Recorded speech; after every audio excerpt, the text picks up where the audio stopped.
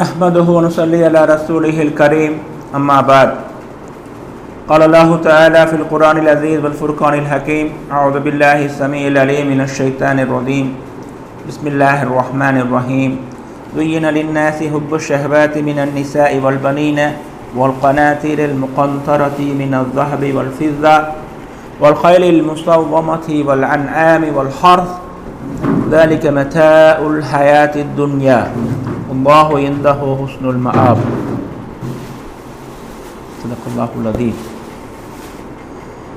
அல்லாஹ் சுப்ஹானஹு வ தஆலா மாபெரும் புகழுடையவன், மகத்தான போற்றுதலுக்கு சொந்தக்காரன். நம் அனைவரையும் அவனை படைத்தான், பரிபாலித்து வருகின்றான். இந்த உலகில் எப்படி வாழ வேண்டும் என்பதற்கான தெளிவான வழிகாட்டுதலை தந்திருக்கின்றான்.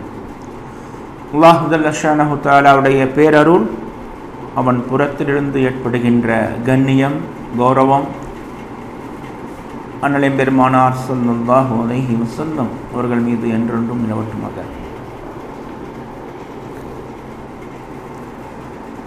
நோன்பு மாதத்தை மிகச் சிறப்பாக பயன்படுத்தணும். நம்முடைய மனதை நாம் வென்றுவிட வேண்டும்.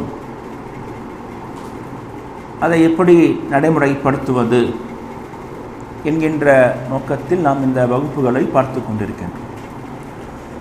முதல் அம்சம், நம்முடைய மனதினுடைய நிலையை முழுவதுமாக அறிந்து கொள்வது. நம்ம மனசு எப்படி இருக்கு, முதல்ல உசுரோடு இருக்கா, என்னுடைய பொசிஷன் என்ன இருக்கு, நோய்வாய்ப்பட்டிருக்கதா இல்லையா, நம்ம மனசு நம்ம சொன்னதை கேட்குமா, கேட்குதா, நம்ம கமாண்ட் பண்ணால் அது கட்டுப்படுமா, இல்லை அதை கன்வின்ஸ் பண்ணி வேலை வாங்க வேண்டியிருக்கா, அதுக்கு ஆசை வார்த்தைகள் எல்லாம் சொல்லி அதை தாஜா செஞ்சு நம்ம காரியத்தை சாதிக்கிறோமா? ஷைத்தானின் பிடியில் நம்ம மனசு எந்த அளவுக்கு கட்டுப்பட்டு கிடக்கு, எந்த அளவுக்கு ஷைத்தான் நம்முடைய மனசை கண்ட்ரோல் பண்ணுறான், இதையெல்லாம் தெரிந்து கொண்டு ஷைத்தானின் பிடியிலிருந்து நம்முடைய மனசை வெளியே கொண்டு வர்றது எப்படி என்பதை பற்றியெல்லாம் போன கிளாஸில் நம்ம சில விஷயங்களை பார்த்தோம். அதை தொடர்பாக இன்னும் சில குறிப்புகளை நான் உங்களுடைய கவனத்துக்கு இந்த கிளாஸில் கொண்டு வரேன். மனிதன் என்பவன் 2 மூலக்கூறுகளால் ஆனவன். வானவர்கள் ஒளியால் படைக்கப்பட்டவர்கள், ஜின்கள் நெருப்பினுடைய ஜுவாலையால் படைக்கப்பட்டவர்கள். மனிதன் மண்ணால் படைக்கப்பட்டவன், தட்டினால் ஓசை எழுப்புகின்ற காய்ந்த சேறு போன்ற களிமண்ணால் சேர்த்த மாதிரி ஒரு களிமண் சேரு மாதிரி, இது களிமண் சேரு, அது காய வச்சிடும், காஞ்ச ஓடு மாதிரி ஆயிடுச்சு, தட்டின சத்தம் வரக்கூடிய ஓடு மாதிரி ஆயிடுச்சு. அந்த மண்ணிலிருந்து மனிதனை அல்லாஹ் சுப்ஹானஹு வ தஆலா படைச்சிருக்கான். அப்புறம் தன்னுடைய ரூஹை, உயிர் வலியை அல்லாஹ் சுப்ஹானஹு வ தஆலா மனிதனுக்குள் ஊதினான். வனஃபக்து ஃபீஹி ரூஹி. ஸோ இந்த உயிர் வலியோடு மனிதன் உருவாகி நின்றான். அவனுடைய ரூஹ் அல்லாஹ்வால் அடிக்கப்பட்ட கொடை. மண்ணால் படைக்கப்பட்ட ஒரு பிண்டத்தில் அல்லாஹ் சுப்ஹானஹு வ தஆலா தன்னுடைய ஒரு அருட்பெரும் கொடை, ஒரு உயிர் வலியை செலுத்த இருக்கின்றான். 2 மூலக்கூறுகளால் ஆனவன் மனிதன். 2 மூலக்கூறுகள். இப்போ நம்ம எதுக்கு முக்கியத்துவம் தர்றோம்? உங்கள்கிட்ட 2 அம்சம் இருக்கு.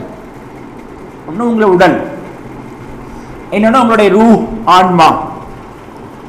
நீங்க எதுக்கு முக்கியத்துவம் தர்றீங்க? இப்போ நீங்க நான் சொல்றேன், நான் இந்த நான் என்று நான் சொல்றேன்ல, நீங்களும் நான் சொல்றீங்க. நான் என்று நீங்கள் எதை கருதுறீங்க? உங்க உடம்பையா, உங்க மனசையா, உங்க ஆன்மாவையா? நான் என்று நீங்கள் எதை கருதுகிறீர்கள்? எனக்கு ஒரு மாதிரி இருக்கு, என்னமோ தெரியல, ஒரு மாதிரி இருக்கு, மனசு சரியில்லை, ஒரு பாதிப்பு ஏற்பட்டுருச்சு, ரொம்ப கவலையாக இருக்குது, ரொம்ப சந்தோஷமாக இருக்குது, இந்த ரொம்ப கவலையாக இருக்குது, ரொம்ப சந்தோஷமாக இருக்குது, என்னமோ மாதிரி இருக்குது, நான் ஒரு மாதிரி ஆயிட்டேன். இதெல்லாம் இந்த வார்த்தைகள் மூலம் நீங்கள் எதை குறிப்பிடுறீங்க? இதெல்லாம் நீங்கள் விளங்கிக்கணும். வாழ்க்கையில் மிக முக்கியமான விஷயங்கள் அதெல்லாம். நான் என்று நம்ம எதை ஃபீல் பண்ணுறோம்? ஆன்மாவையா இல்லை இந்த உடம்பையா? எதை ஃபீல் பண்ணுறோம்? பெரும்பாலான மனிதர்கள் ஆன்மாவை பற்றி சிந்திக்கிறதே இல்லை, தங்கள் உடம்பை பற்றி தான் ஃபீல் பண்ணுறாங்க. உடம்புக்கு ஒன்றுனாக்க ரொம்ப அடிச்சு பிடிச்சி கவலைப்படுறாங்க, உடம்புக்கு எதாவது ஆயிடுமோன்னு பயப்படுறாங்க. சரியா ஆன்மாவை பற்றி கவலைப்படுது, சரியா ஆன்மாவை பற்றி கவலைப்படுது. ரெண்டுமே தனித்தனி விஷயங்கள். உடம்பு மண்ணால் ஆன ஒரு பாத்திரம், அதுக்குள்ளே ஒரு ரூஹ் இருக்குது, அல்லாஹ்வால் கொடுக்கப்பட்ட ஒரு ரூஹ்.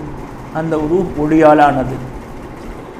ஒளி மேலே போகும், ஒளியே மேலே தான் போயிட்டே இருக்கும். ஸோ ரூஹ் மேலே போக போக ஆசைப்படுது, ரூஹ் மேலே போக ஆசைப்படுது. ஆனால் அந்த ரூஹை போக விடாமல் சங்கிலி மாதிரி இந்த மண் உடம்பு அதை கட்டி போட்டுடுது. யோசிச்சு பாருங்க, நீங்கள் இன்ஜினை செலுத்துறீங்க வண்டியில், ஆனால் வண்டி போக விடாமல் பின்னால் ஒருத்தங்க கெட்டியாக பிடிச்சி நின்றுருக்காங்க. போல்ட் போட்டு டைட் பண்ணி ஒரு இரும்பு ராடில் கட்டிக்கிட்டாங்க ஒரு பெரிய ஒரு போஸ்ட்டில். வண்டி எப்படி போகும்? வண்டி நகரவே நகராது, வண்டியில் போகவே முடியாது. இப்போ ஆன்மா என்பது மேலே போக ஆசைப்படுது, மேலே போக ஆசைப்படுகின்றது, முயற்சிக்கின்றது. அதுக்கான பாதையை நாம் லேசாக்கி கொடுக்கணும். மண்ணுடம்பின் மீதான பற்றையும் பாசத்தையும் குறைத்து கொண்டால் மண் என்ன பண்ணுனா யோசிச்சு பாருங்க, மண் நகராது. நகருமா மண்? சரியா?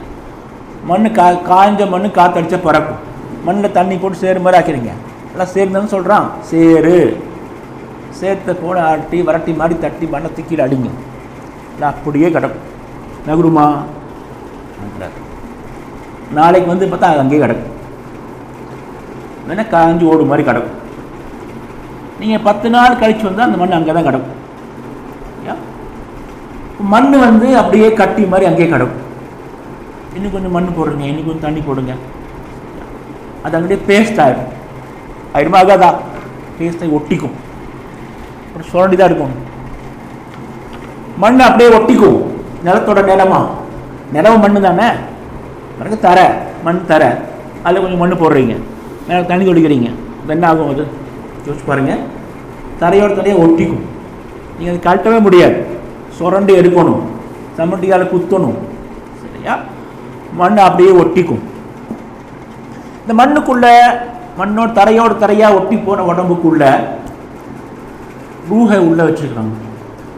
ரூஹை பற்றி கவலைப்படாமல் மனசை பற்றி மண் உடம்பை பற்றியே கவலைப்பட்டுட்டு இருந்தோம்னாக்கா ரூஹ் அப்படியே கட்டி போயிடும். ஏன்னா யோசிச்சு பாருங்கள், இதுக்குள்ளே உயிரோடுல ஒரு ஆள் உட்காந்துருக்குறீங்க, சுற்றியும் சுற்றியும் பில்டிங் இருக்குது. இந்த பில்டிங்கில் அப்படியே இடிபாடு கவுந்து விழுந்துருச்சு. ஒரு பில்டிங் அப்படியே கவுந்து விழுந்துருச்சு மேலே. ஆனால் உள்ளே எனக்கு கொஞ்சம் இடம் இருக்குது, உள்ள உட்காந்துருக்குறீங்க. உள்ளே வெளியே போக முடியுமா? போகிற வழி இருக்கா? இல்லை. ஒரு நாள் அப்படியே உட்காந்துருப்பீங்க, ஒன்றும் கிடைக்காது, உணவு கிடைக்காது, சுவாசத்துக்கு காற்று இல்லை, மூச்சு திணறுவீங்க, சரியா? சாப்பிட்றதுக்கு ஒன்றும் இல்லை, தொண்டை தவிக்குது, தொண்டையெல்லாம் காஞ்சி போச்சு, ஒரு சொட்டு தண்ணி கிடைக்க மாட்டேங்குது, நீங்கள் நகர்த்தி பார்க்க ஒன்றும் வராது, சரியா? இவ்வளோ பெரிய பில்டிங் மேலே உறிஞ்சு கிடக்குது. அப்போது உங்களால் இடிபாடுகளை தகர்ந்துட்டு வெளியில் போகிறதுக்கு எந்த வழியும் இல்லை, வாய்ப்பும் இல்லை. அப்படியே இருப்பீங்க. 2 நாள் 3 நாள் 4 நாள் அப்படி சோர்ந்து படுத்துருவீங்க. பசி மயக்கத்தை வந்துடும்.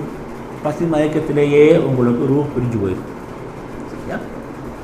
பெரும்பாலான மனிதர்களின் உடலுக்குள் சிக்கிக் கொண்டிருக்கின்ற ஆன்மா மூச்சு திணறி செத்து போய் விடுகின்றது. ஆன்மாவை பற்றி அவன் எவனுமே கவலைப்படுறதில்லை, செத்து போயிடு. மனிதனுடைய ஆன்மாவை மூடி மறைக்கின்ற, மூடி ஒன்றுமில்லாமல் செய்து விடுகின்ற இடிபாடுகளாக சில ஆசைகள் இருக்கின்றன. பாருங்கள், இப்போ ஃபுல்லாக இடிஞ்சு விழுந்துருச்சு, எல்லாம் மண் கட்டடம், உடச்சி மழை பெஞ்சிட்டே இருக்குது. என்னங்க பாருங்கள், நீங்கள் அப்படியே மழையோட மழையாக சேர்ந்து அந்த இடிபாடுகளோடு சேர்ந்து அப்படியே நீங்கள் கபராயிருவீங்க, அப்படியே உங்களை நீங்கள் அடங்கி போயிடுவீங்க. زين للناس حب الشهوات من النساء والبنين والقناطرة المقنطرة من الذهب والفضة والخيل المسومة والأنعام والحرث. அல்லாஹ் சுப்ஹானஹு வ தஆலா இங்கே சில விஷயங்களை குறிப்பிடுகின்றான். பெண்கள் மீதான ஆசை, பிள்ளைகள் மீதான ஆசை, பொன் வெள்ளி சேகரிக்கின்ற ஆசை, அழகழகான வாகனங்கள், குதிரைகள், கால்நடைகள், சொத்துகள், வேளாண் விவசாயம். இந்த 7 அம்சங்கள், இந்த 7 அம்சங்கள் 7 விஷயங்களிலும் பற்றுக்கொள்வது மனிதர்களுக்கு அழகாக ஆக்கப்பட்டுள்ளது. நீங்கள் நம்ம அதை நேசிக்கிறோம், நம்ம அதை விரும்புகின்றோம், இன்னும் சேர்த்துக்கணும் ஆசைப்படுறோம். அது நமக்கு மக்களுக்கு மத்தியில் அப்படி நம்ம அலங்காரமாக உலா வர்றதுக்கு அது காரணமாக இருக்குது.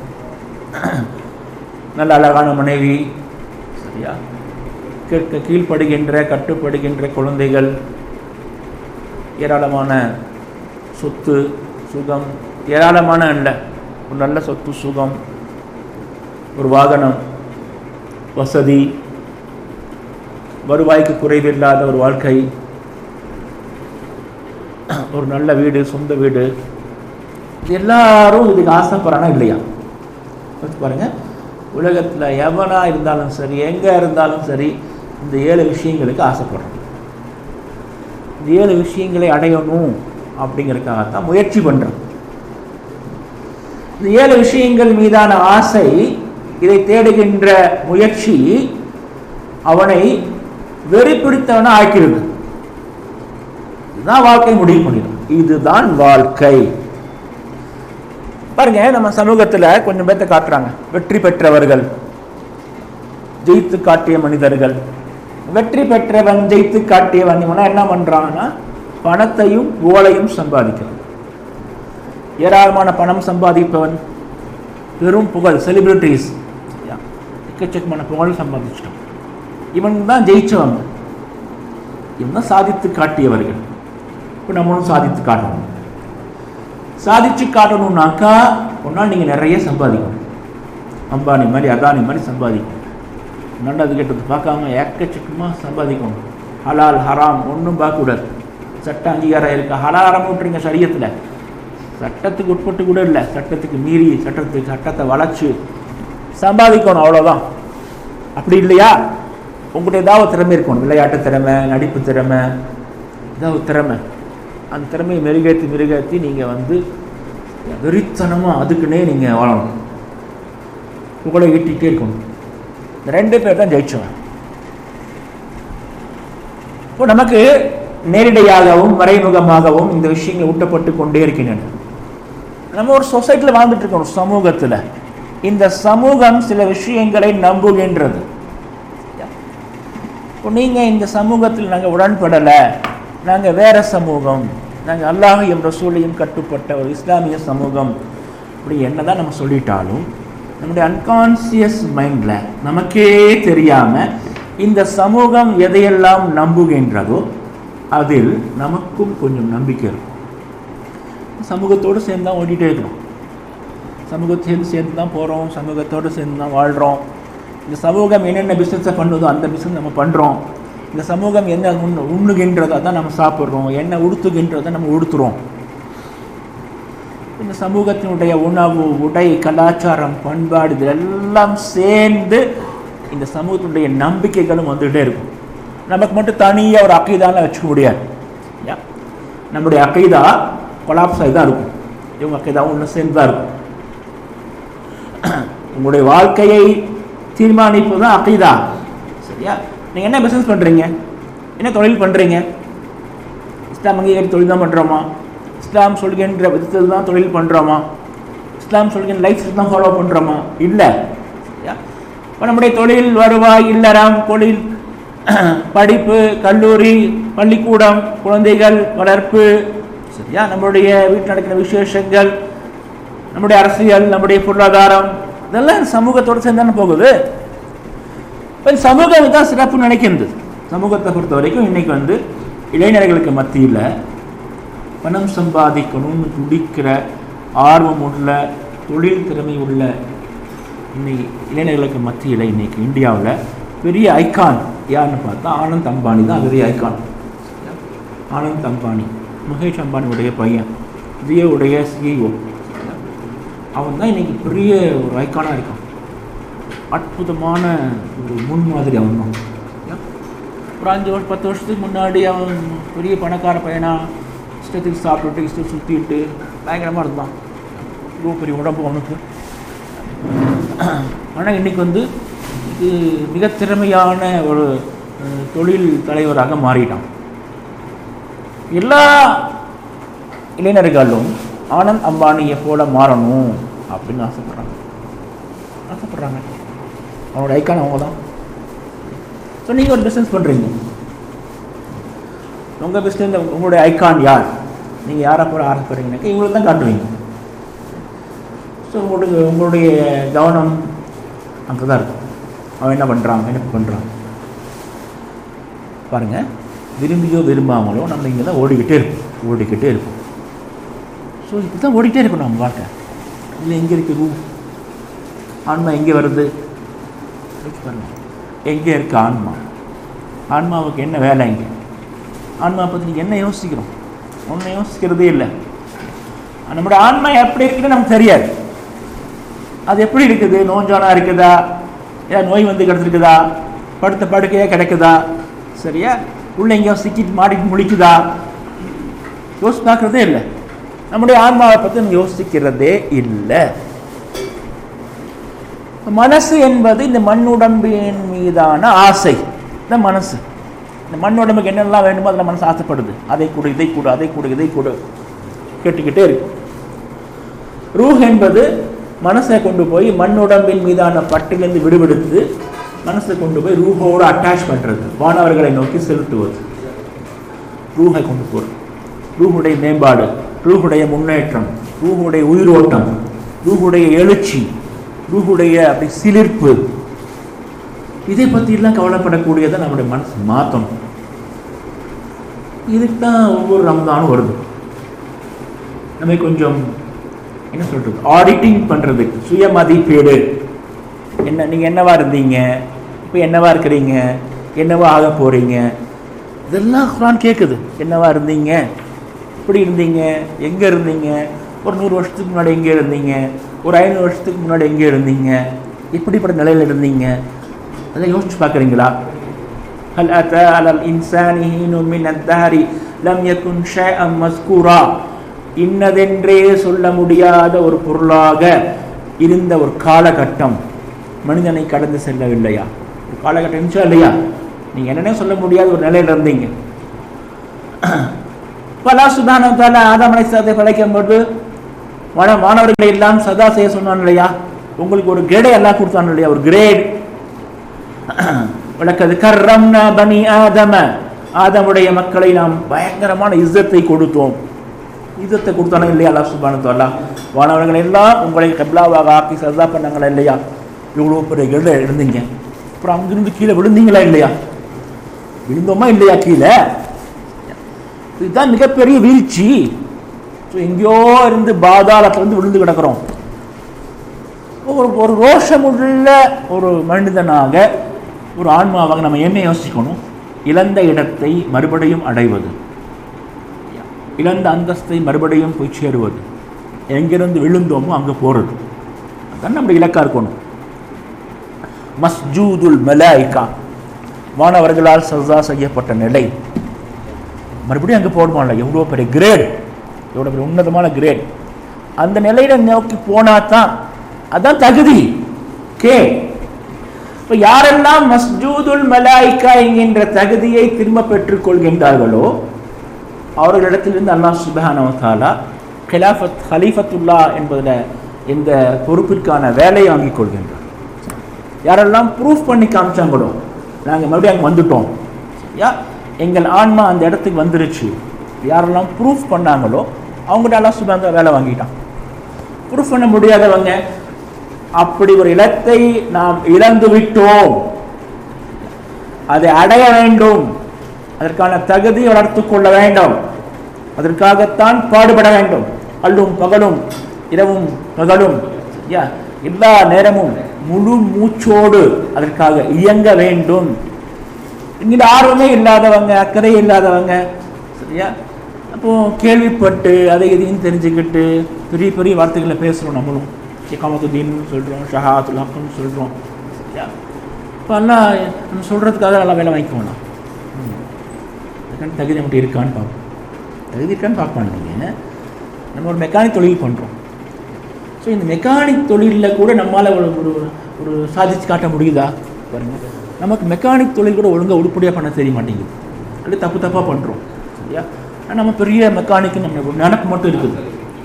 காலையிலேருந்து சாயந்தரம் வரைக்கும் நீங்கள் அங்கே தான் கிடக்குறீங்க மெக்கானிக் ஷாப்பில். நல்லா மெக்கானிக் நினப்பு வேறு இருக்குது. பொழுதன்னைக்கு ஏதாவது மெக்கானிக் இன்ஜின் ஓடிட்டே இருக்கிறீங்க, ஆனால் உங்களுக்கு மெக்கானிசம் பற்றி ஒன்றுமே உருப்படியாக தெரியல, சரியா. இதுதான் ஃபேக்ட். பொழுதன்னைக்கு பண்ணுற ஒரு காரியத்திலேயே நமக்கு ஒழுங்காக உருப்படியாக ஒன்றும் தெரியல. ஆனால் மனசுக்குள்ளே ஆசை என்ன பண்ணணும், அப்படின்னுக்காக பாடுபடணும், அதை செய்யணும், இதை செய்யணும். ஓகே ஹேர் நல்லா அக்செப்ட் பண்ணிட்டான், ஓகே ஹேர் வாங்க அக்செப்ட் பண்ணிட்டான், உங்களுக்கு வேலை கொடுக்குறேன். அந்த வேலையை எப்படி நீங்கள் செய்வீங்க? அந்த வேலையை எப்படி செய்வீங்க? யோசிச்சு பாருங்க. செய்யவே முடியாது.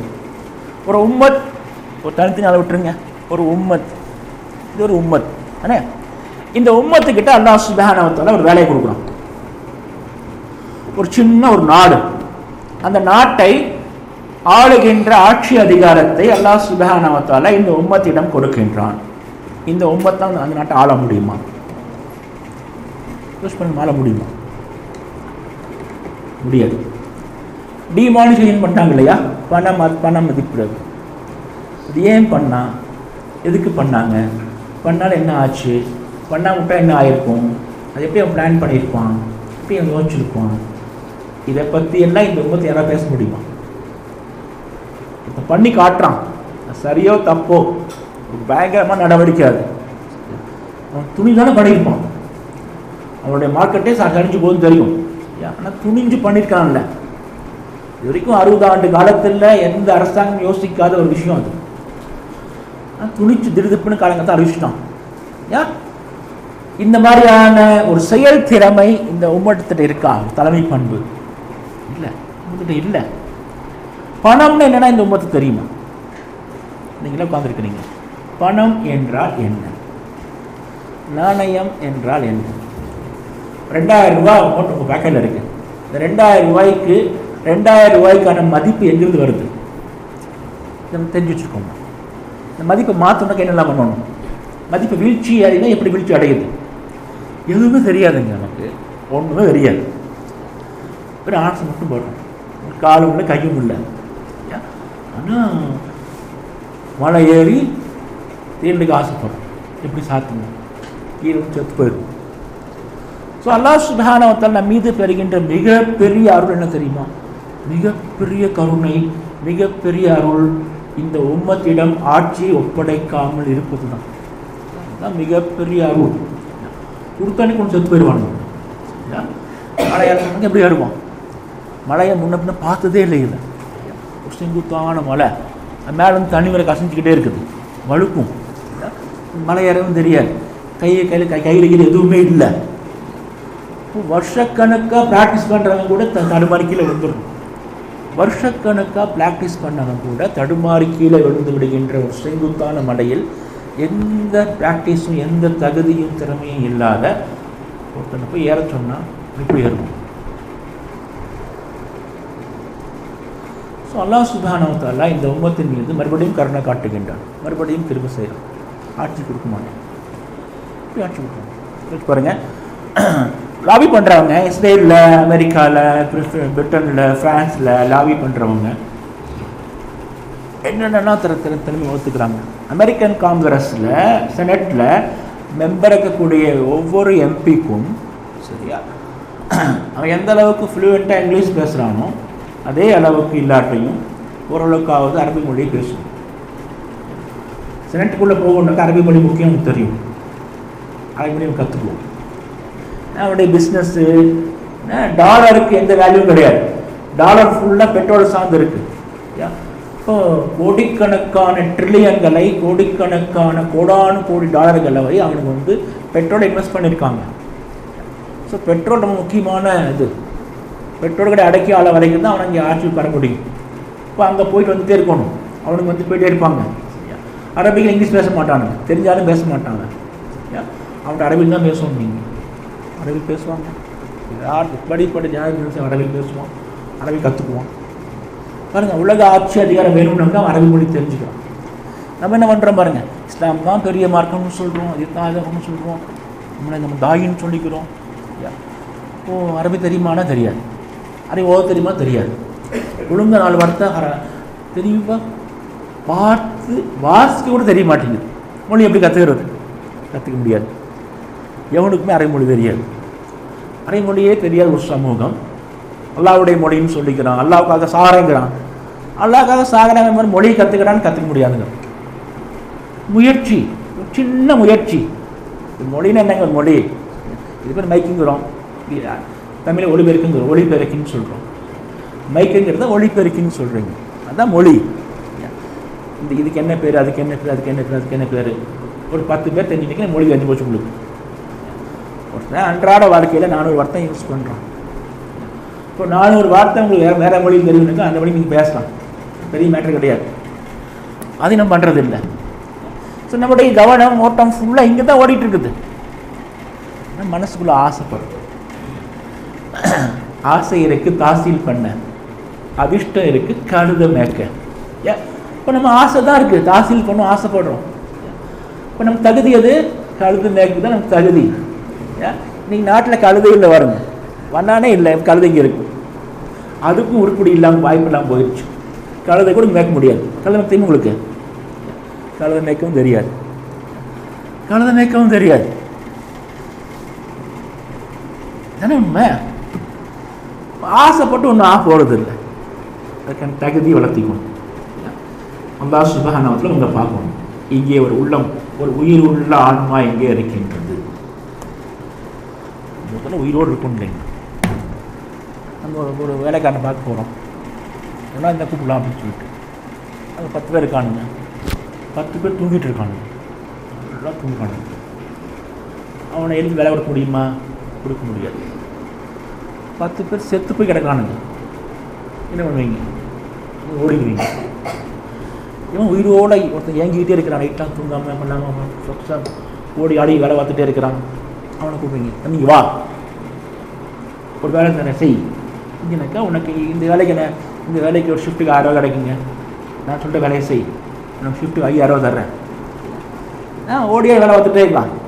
அவனை கூப்பிட்டு நீங்கள் இன்னொரு வேலையை கொடுப்பீங்க. உங்ககிட்டே இருக்கிறான், அவனை கூப்பிட மாட்டேங்க. ஒரு உடம்பு சரியில்லாமல் கையை காலை முடிஞ்சு போய் கட்டுப்போட்டு படுத்துட்டு இருக்கிறான், அவனை கூப்பிடுவீங்களா? கூப்பிட மாட்டேங்க. செத்து போய் பணமாக கிடக்கிறான், அவனை கூப்பிடுவீங்களா? கூப்பிட மாட்டேங்க. முதல்ல உயிரோடு இருக்கணுங்கிறத உணர்த்தணும். உயிரோடு தான் இருக்கிறேன், உயிரோடு இருக்கிறேன். உயிரோடு இருக்கேங்கிறதுக்கு என்ன அடையாளம்? ஓடியாடி ஓடியாடி ஊக்கத்தோடு சுற்றிட்டு இருப்பது தான் உயிரோடு இருக்குது அடையாளம். சாப்பிட்றீங்க, எனர்ஜி கிடைக்குது, நிற்கிறீங்க, நடக்கிறீங்க, கொஞ்சம் சோர்வாக இருக்கிறீங்க, காய்ச்சல் பலகீனம் வந்துருச்சு, மருந்து எடுத்துக்கிறீங்க, சரி பண்ணிக்கிறீங்க, திடகாத்திரமாக நிற்கிறீங்க, நடக்கிறீங்க, வர்றீங்க, போகிறீங்க, சொல்கிற வேலையெல்லாம் செய்கிறீங்க. இது உயிரோடு இருக்கிறீங்கிறது அடையாளம், நடமாட்டம். இப்போ நடமாடுறது முதல்ல நம்ம நடமாடுறோமா? உங்கள் ஆன்மா நடமாடுகின்றதா? இது பேசிக் கொஷன். உங்கள் ஆன்மா உயிரோடு இருக்கின்றதா? அடுத்த படுக்கையே இல்லாமல் நடமாடி கொண்டிருக்கிறதா? காலகை ஒன்றும் இல்லை, நல்ல சுகமாக இருக்குது, திடகாத்திரமாக இருக்குது, ஆரோக்கியமாக இருக்குது, நடமாடி கொண்டிருக்கிறது. நடமாடிட்டே இருக்கிறான், மக்கள் பார்ப்பாங்க, ஓகே உயிரோடு இருக்கிறான், நடமாடிட்டு இருக்கிறான், இவனுக்கு எந்த குறையும் இல்லை, நல்ல வாட்ட சட்டமாக இருக்கிறான். அடுத்து இவனுக்கு நோய் இருக்கா? எந்த நோயும் இல்லை. திறமை இருக்கா? 3வது திறமை இருக்கா? என்ன திறமை இருக்குங்க? என்ன திறமை இருக்கு? திறமை இம்ப்ரூவ் பண்ணி காட்டணும்ல. 30 ஆண்டுகளில் நாடோடிகளாக ஒட்டங்களை மேய்த்து கொண்டு திரிந்தவர்கள் திறமை இருக்குதுங்கிற ப்ரூஃப் பண்ணி காமிச்சாங்க. அல்லாஹ் சுப்ஹானஹு தான் அவங்களுக்கு வேலை வாங்கிட்டான். 30 ஆண்டுகளுக்குள் உலகம் என்று அந்த காலத்தில் கருதப்பட்ட நிலப்பகுதியின் பெரும்பாலான பிரதேசங்களை அரபுகள் வெற்றி கொண்டு விட்டார்கள். மத்திய ஆசியா ஃபுல்லாக பிடிச்சிட்டாங்க. மத்திய ஆசியா ஃபுல்லாக அவங்க கைக்கு வந்துருச்சு 30 வருஷத்துக்குள்ள. 30 வருஷத்தை தாண்டி 32 ஆப்பிரிக்கா கூட கால் எடுத்து வச்சுட்டாங்க. மத்திய ஆசியா தான் அன்னைக்கு மக்கள் நெருக்கம் உள்ள ஒரு பகுதி. மத்திய ஆசியா ஃபுல்லாக 30 வருஷத்துக்குலாம் பிடிச்சிட்டாங்க. எப்படி பிடிச்சாங்க? அப்துல்லா இப்னு மஸ்ஊத் ஒரு மிகப்பெரிய அறிஞர், ஆடுகளை மேய்த்து கொண்டிருந்தவர், மனிதகுல வரலாற்றிலேயே அற்புதமான ஆட்சியாளராக கருதப்படுகின்ற உமர் ஃபாரூக் ரலியல்லாஹு அன்ஹு. ஒட்டாங்களை மேய்க்கக்கூட லாயக்கற்றவர் என்று அவங்க அப்பாவால் திட்டப்பட்டவர். சரியா? யோசிச்சு பாருங்க, நீங்கள் எல்லாருமே சாதாரண ஆட்கள். முஸ்அப் பின் Umair, Muadh bin Jabal, Saeed ibn Aas, Amr ibn Aas, எல்லாம் பாருங்க, எல்லாம் நாடோடிகளாக, ஒரு குழு தலைவர்களாக, ஒரு சின்ன சின்ன பகுதியினுடைய பொறுப்பாளர்களாக, உலக மக்களால் கவனிக்கப்படாமல் ஏறெடுத்து பார்க்கப்படாமல் இருந்தவர்கள். ஆன்மாவுக்கு உயிர் கொடுத்து எழுச்சி பெற வைத்து ஆன்மாவின் திறமைகளை வளர்த்து கொண்டு எழுச்சியோடு நின்றார்கள். தங்களிடம் திறமை இருக்கின்றது என்பதை அல்லாஹ்வுக்கு முன்னால் நிரூபித்து காண்பித்தார்கள். அல்லாஹ்விட்ட வேலை வாங்கிட்டோம், திறமையை காமிச்சிட்டாங்க, வேலை வாங்கிட்டோம். நம்மகிட்ட உயிரே இல்லை, அல்லாஹ்வுடைய பார்வை வரவே வராது.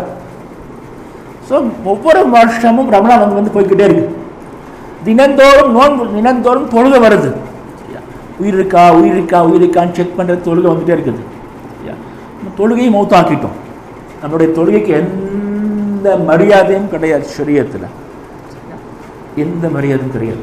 तेरा इमाम बेहुदूर तेरी नमाज बेसुरूर என்று அல்லாமா இக்பால் சொல்றாங்க. உங்களுடைய இமாம் அங்கே நிற்கிறதே இல்லாது. எந்த இமாமை பின்தொடர்ந்து தொழுகின்றீர்களோ அவன் அல்லாஹ்வுக்கு முன்னாடி நிற்கிறதே இல்லை. சரியா? அவன் சும்மா மனப்பாடம் ஒப்பிக்கிறான். அவன் எங்கேயோ சுற்றிட்டு இருக்கிறான் அவனுடைய கற்பனை லோகத்தில். உன்னுடைய இமாம் அங்கே வர்றதே இல்லை.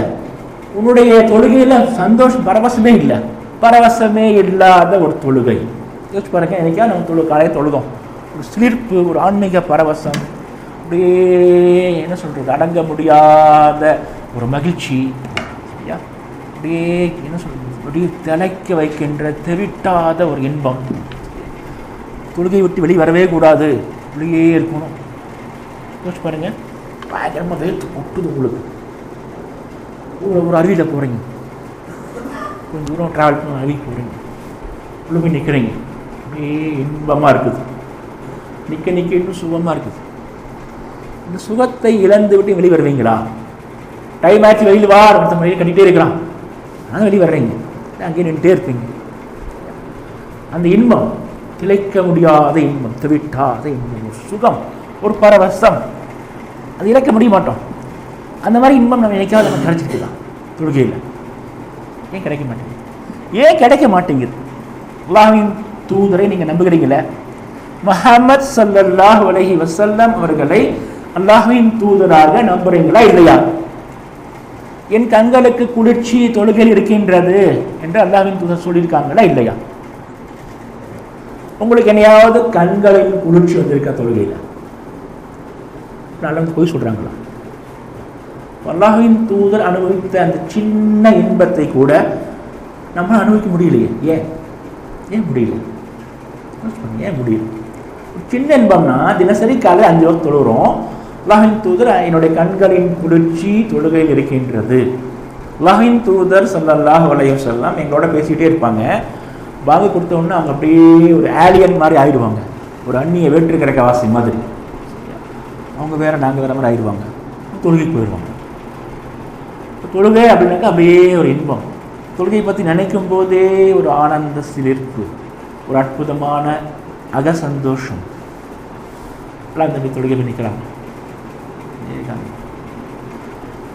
அவங்களால தொழுகிட்டு வெளியே வரவே மாட்டேங்காங்க. தொழுகை நினைச்சாலே அந்த இன்பம் நமக்கு வந்துருக்கு. நமக்கு என்னைக்காவது வந்திருக்குதா? நீங்கள் யோசிச்சு பாருங்க. தொழுகை ஒரு பேசிக் அமல். இந்த பேசிக் அமலுடைய சந்தோஷத்தை கூட அல்லாஹ் சுப்ஹானஹு வ தஆலா நமக்கு கொடுக்கறது இல்லை. ஏன்னா உண்மை, நமக்கு அல்லாஹ் கொடுக்கறதே இல்லை. ஏன் கொடுக்கறது? எங்க ஒரு காஞ்சி போன ஒரு இட்லி, ஆடி போன ஒரு இட்லி, அந்த இட்லியை சட்னியை தோச்சு கொடுத்தீங்கன்னாக்கா பசி ஆகும். அது ஒன்றும் சுவையான உணவு கிடையாது. பசி ஆகும், நிம்மதியாக இருக்கும். ஸோ ஒரு இட்லியை சட்னியில் தோய்த்து கூட உங்களுக்கு கொடுக்கப்படுறது இல்லை. அவ்வளோதான் உங்களுக்கு வேல்யூ. அது கூட உங்களுக்கு தர்றதில்லை. ஆனால் நீங்கள் அவன் பிரியாணி தருவான்னு ஆசைப்பட்டுக்கிட்டே இருக்கிறீங்க. எப்படி கொடுக்கும்? தருவாங்க.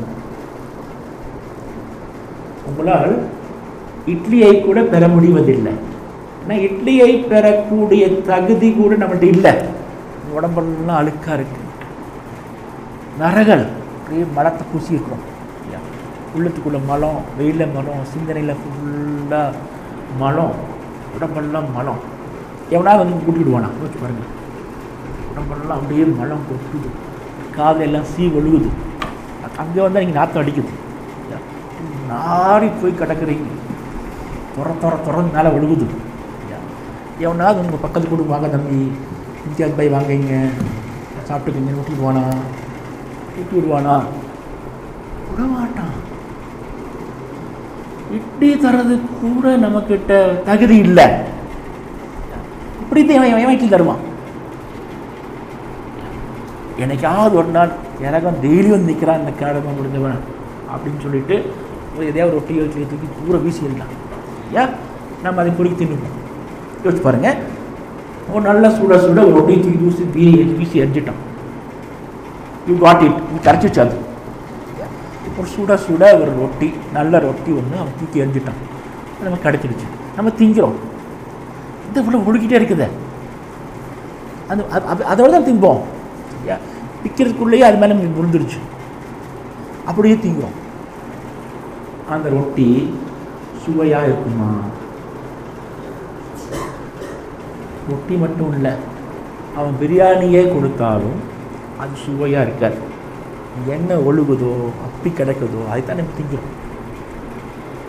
திங்கிறோம். அந்த சுவை தான் நமக்கு கிடைக்கும். நம்மளால் அந்த சுவையை நம்மளால் அது புரிஞ்சிக்கவே முடியாது. தொழுகையில் நாங்கள் எப்படிலாம் நின்றுட்டே இருந்தோம், அது எப்படி இருக்கும்? அதை கற்பனை கூட பண்ணி பார்க்க முடியாது.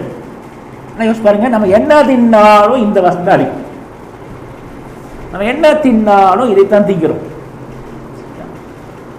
என்ன தின்னாலும் இதைத்தான் திங்கிறோம். இதுதான் உள்ள போகும். இன்னொரு வாசனையே நம்மளால கெஸ் பண்ண முடியாது. இதை தவிர இன்னொரு வாசனை இருக்கா? இன்னொரு சுவை இருக்குதா? இன்னொரு மனம் இருக்கிறதா? இன்னொரு டேஸ்ட் இருக்கா? நம்ம எவனோ எதையோ சொன்னாங்க இருக்காது. நம்ம கேட்டுட்டு, ஓ அப்படி ஒரு உணவு இருக்குதா, அவ்வளோ சுவையாக இருக்குமா, நம்ம யோசிச்சு பார்க்கலாம். ஆனால் அந்த சுவையை நம்மளால் பண்ணவே முடியாது. எக்கு தப்பா எதேச்சியாக அந்த உணவு நமக்கு கிடைச்சாலும் கூட நம்மளால் சுவைக்க முடியாது. நம்ம நிலைமை மாற்றணும். முதல்ல போய் நீங்கள் குளிக்கணும். ஒரு முறை குளிச்சாலும் அதான் 1000 முறை குளிக்கணும். 1000 முறை குளிக்க வேண்டும். கொஞ்சம் யோசிச்சு பாருங்க. அல்லாஹ் சுப்ஹானஹு வ தஆலா அவருடைய ஷரியா என்ன சொல்லுது?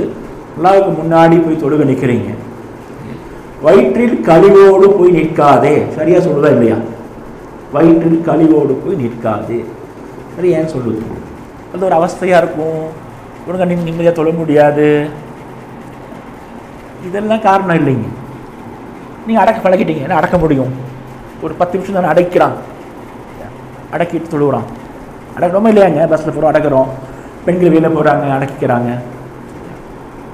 10 நிமிஷம் அடக்க முடியும்ல, அடக்கிட்டு தொழுகிறீங்கிறீங்க. ஆனால் சரியாக வேணான்னு சொல்லுது.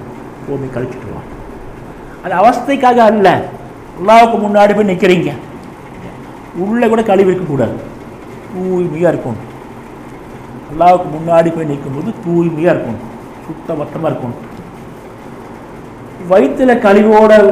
வயிற்றில் ஒரு கழிவு, அந்த கழிவோட அல்லாஹ்வுக்கு முன்னாடி போய் நிற்காதே அப்படின்னு சரியாக சொல்லுது.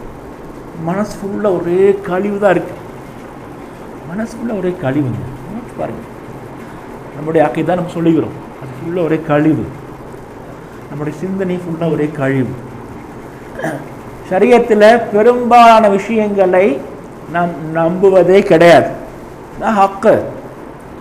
ஏன்னா நம்ம அதை நம்புவதற்கு தேவையான சிந்தனை விரிவு நம்மகிட்ட இல்லை, நம்ம நம்ப முடியாது, நம்ம தயாராக இல்லை. பல விஷயங்களை மனசுக்குள்ளே நிராகரிச்சிடுவோம், இதெல்லாம் இருக்காதுல்ல, அப்படி இருக்காதுன்னு சொல்லிட்டு. என்ன காரணம்? அதெல்லாம் நம்முடைய உடலால் மனசால் உணர முடியாது, ஆன்மாவால் மட்டும்தான் உணர முடியும், ஆன்மாவால் மட்டும்தான் உணர முடியும். உங்களிடம் ஒரு உயிருள்ள ஆன்மா இருந்தால், சரியா, ஒரு சின்ன பேசிக் பாயிண்ட். நிறைய பேர் சொல்கிறாங்க இல்லையா, காலையில் டீ குடிச்சா தான் டயர்ட் போக முடியும், காலையில் எழுந்திரிச்சு கரெக்டாக 8 மணிக்கு பசிச்சிடும், 8 மணிக்கு ஏதாவது சாப்பிட்டே ஆகும் சொல்கிறாங்களா இல்லையாங்க? இந்த மாதிரி ஒரு உயிருள்ள ஆன்மா ஒன்று இருந்துச்சுனாக்கா காலையில் 3:30 மணிக்கு மேலே அதெல்லாம் தூங்க முடியாது. 3:30 மணிக்கு அந்த ஆன்மாவுக்கு பசிக்கும், சோறு கொடுத்தா தான் ஆகும். ஒரு உயிருள்ள ஆன்மாவாக இருந்தால் தினசரி காலையில் 3:30 மணிக்கு அந்த ஆன்மாவுக்கு பசிக்கும், பசிக்கும். 3:30 மணி, 3 மணி, 2:30 மணிலிருந்து இந்த பிரபஞ்சத்தில் பயங்கரமான ஒரு உணவு திருவிழா நடக்கின்றது, ஒரு அற்புதமான உணவு திருவிழா. பிரபஞ்சத்தினுடைய எல்லா வகையான பதார்த்தங்களும் அங்கே பரிமாறப்படும். ஒரு உயிருள்ள ஆன்மா 3:30 மணிக்கு, குறைந்தபட்சம் 3:30 மணிக்கு எந்திரிச்சு அங்கே ஓடும், அங்கே போய் நிற்கும், ஏதாவது கிடைக்கும். 3:30 மணிக்கு நீங்கள் போயிட்டீங்க, டெய்லி போகிறீங்க, உங்களுக்கு கன்ஃபார்மாக கிடைக்கும். அவர்கள் வேண்டாம் என்று ஒதுக்குகின்ற விஷயங்கள் நமக்கு கிடைச்சா கூட பெரிய பொக்கிஷம். பேசிக் அடிப்படை என்னன்னாக்கா, ஒரு உயிருள்ள ஆன்மாவாக இருந்தால் 3:30 மணிக்கு எந்திரிச்சிடும், பசிக்கும், அது சோறு கொடுன்னு கேட்கும், சோறு கொடுக்கும், சோறு கொடுக்குறீங்க, அதுக்கு சாப்பிடும், அது கொஞ்சம் சக்தி வரும், கொஞ்சம் சக்தி வந்தால் என்ன நடமாட ஆரம்பிக்கும். இப்போ கொஞ்சம் கொஞ்சமாக தனக்கு உயிர் இருக்கின்றது அது ப்ரூஃப் பண்ணும். நீங்கள் அதை பார்க்கணும், இதுக்கு உயிர் வந்துருச்சு, இது அப்படியே அசையுது, இன்னும் கொஞ்சம் உணவு கொடு, இன்னும் கொஞ்சம் ஈடு கொடு. இப்போ ஆன்மாவுக்கான உணவு என்ன, ஆன்மாவுக்கான குடிநீர் என்ன, ஆன்மாவுக்கான போஷாக்கான உணவு என்ன, ஆன்மாவை திடகாத்திரமாக வைக்கின்ற உணவுகள் என்னென்ன. இப்போ நீங்கள் எல்லாம் தேடி தேடி பார்ப்பீங்க, அதுக்கு என்ன கொடுக்கணும், அதுக்கிட்டே போய் கேட்பீங்க, அதுக்கு என்ன கொடுக்கணும், அது மெதுவாக அசையுதுங்க, அது கணத்தை வந்து பார்க்குதுங்க, அதுக்கு என்ன கொடுக்குறது, நீங்கள் அட்டை கேட்பீங்க, அல்ல அட்டை கேட்பீங்க, அல்ல உணர்த்துவோம், அதை கொடு, இதை கொடு. இப்போ நடப்பிடமாக கிடைக்கிற இந்த ஆன்மாவை நம்ம கொஞ்சம் கொஞ்சமாக கொடுப்போம், இது கொஞ்சம் கொஞ்சமாக ரெடி ஆக்கணும். இதை ரெடி ஆக்கினா தான், இதுக்கு தான் சோதரி. அது என்ன சுவை, இது என்ன சுவை, தொழுக என்ன சுவை, நோன்பு வச்சா என்ன சுவை, திக்ரு பண்ண என்ன சுவை, செலவாத்து பண்ண என்ன சுவை என்று ஒவ்வொரு சுவையை பற்றியும் இந்த ஆன்மாவினால் தான் அடையாளம் கண்டுகொள்ள முடியும். பிரச்சனை என்னன்னாக்கா, நம்ம அத்தனை பேர்கிட்ட இந்த ஆன்மா இல்லை, அடுத்து ரொம்ப புவராக இருக்குது, ரொம்ப பலகீனமாக இருக்குது, ரொம்ப பலகீனமாக இருக்குது. அதனுடைய சுவையை நம்மளால் தெரிஞ்சுக்க முடியுது. தொழுகிறோம், என்னன்னு தெரியல, தொழுகிறோம், அல்லாவுடைய பள்ளிக்கு போய் தொழுகிறோம், அல்லாவுடைய நின்று தொழுகிறோம், திரும்ப கொஞ்சம் ரஹமத்தெல்லாம் இறங்குது, அல்லா கொஞ்சம் நிம்மதியை கொடுக்குறோம், இது என்னமோ ஒரு நிம்மதி நமக்கு தெரியுது. அது புற நிம்மதி வெளியில் வருது. ஆனால் அக நிம்மதி நம்மளால் ஃபீல் பண்ணவே முடியாது. தொழுகையின் மூலமாக டைரக்டாக நமக்கு கிடைக்கின்ற பரவசத்தை நம்மால் உணரவே முடியாது. நம்மகிட்ட ஆன்மா இல்லை, அந்த அளவுக்கு அதை உணரக்கூடிய அளவுக்கு பக்குவம் அடைந்த பருவமடைந்த பகுத்தறிவில் வென்ற அற்புதமான உயிர் உள்ள திடகாத்திரமான ஆன்மை நம்மள்கிட்ட இல்லை. என்னதான் 5 வக்து தொழுதாலும் நம்மளால அந்த தொழுகையை ஃபீல் பண்ணவே முடியாது. துவா கேட்குறோம், துவான்னு என்ன நமக்கு தெரியாதுங்க. அல்லாஹ்வின் தூதர் துவா கேட்டிருக்காங்க. ஒரு துவா அல்லாஹ்வின் தூதர் ஒவ்வொருத்தரும் துவா கேட்டிருக்காங்க. துவாவில் எப்படி ப்ரெசென்ட் பண்ணுறது நமக்கு தெரியாது. கேட்குறோம், நம்ம வேண்டியது எல்லாம் கேட்பதுங்கிறது துவாவாக்கி வச்சுக்கிறோம். வேண்டியது எல்லாம் கேட்பது மட்டும் துவா இல்லை. ஐயா, நீங்கள் ஒரு ரோமானிய மன்னன் இருக்கான், ரோம மன்னன் சீசர். சீசருக்கு முன்னாடி ரூல்ஸ் என்னன்னாக்கா, சீசருக்கு முன்னாடி புறத்தை காட்டக்கூடாது. இந்த ரூல். இப்போ நிற்கிறீங்க, மன்னர் பெருமானே ஏன் சொல்கிறீங்க சொல்லிட்டு அப்படியே தான் பின்னாடி வரணும். திரும்பி வரக்கூடாது. திரும்பி வந்து அவன் கொண்டுருவானு, உடனே தலை செய்வான். சீசரின் அவையில் திரும்பி வரக்கூடாது, அவனுக்கு முதுகடி வரக்கூடாது. அது அந்த சபையினுடைய ஒரு ரூல். அல்லாஹ்வுடைய சன்னிதானத்தில் போய் அல்லாஹ்விட்ட போய் துவா கேட்குறோம். எப்படி ப்ரெசென்ட் பண்ணுறது நமக்கு தெரியாது. யோசிச்சு பாருங்க, எப்படி ப்ரெசென்ட் பண்ணுறதுன்னே தெரியாது. ஸ்கூலுக்குள்ள 2ஆம் கிளாஸ் படிக்கிற 3ஆம் கிளாஸ் படிக்கிற பொண்ணு ஸ்கூலுக்கு ஒரு நாள் லீவ் போட்டுக்கிறதுக்காக வேண்டி, அது ஒரு பெரிய ஸ்கூலு, மண்ணாங்கட்டி ஸ்கூல், அதுக்கு ஒரு லீவ் லெட்ரு, சரியா? அது லீவ் லெட்டர் தர்றாங்க. அதுக்கு ஒரு மெத்தட் வச்சுக்கலாம். யா ரெஸ்பெக்டட் மேடம் அப்படின்னு சொல்லிட்டு மேலே அப்படி போட்டு நீங்கள் தான் ஸ்கூலில் பணம் கட்டி படிக்கிறீங்க, காசு கட்டி படிக்கிறீங்க ஸ்கூலில், அதுக்கு லீவ் லெட்ரு போனால் சொல்லிக்கிட்டு பேசாமல் உட்காந்துப்போம். லீவ் லெட்ரு அவன் லீவ் லெட்ரு ஒரு ஆர்டர் வச்சுக்கோங்க. ஒரு ஆர்டர் லீவ் லெட்டருக்கு ஒரு ஆர்டர். தாலுக்கா ஆஃபீஸில் போய் ஒரு பண்ணி விண்ணப்பங்க அவங்க ஒரு ஆர்டர் வச்சுக்கிறான். ஸோ எங்கே போனாலும் ஒரு ஆர்டர் இருக்கா இல்லையா? அல்லாஹ்வுடைய சன்னிதானத்தில் போய் துவா கேட்கறதுக்கு ஒரு ஆர்டர் இருக்குமா இல்லையா? ஒரு order. The method of presentation நமக்கு தெரியுமா? யூஸ் பண்ணுங்க, அது நமக்கு தெரியுமா? அல்லாஹ்வின் தூதர்கிட்ட நம்ம கற்று வச்சுருக்கோங்க. அதை நமக்கு உணர்த்திருக்கிறாங்க. துவா எப்படி கேட்பது என்பதை கூட அல்லாஹ் சுப்ஹானஹு வ தஆலா நமக்கு கற்றுக் கொடுக்கல.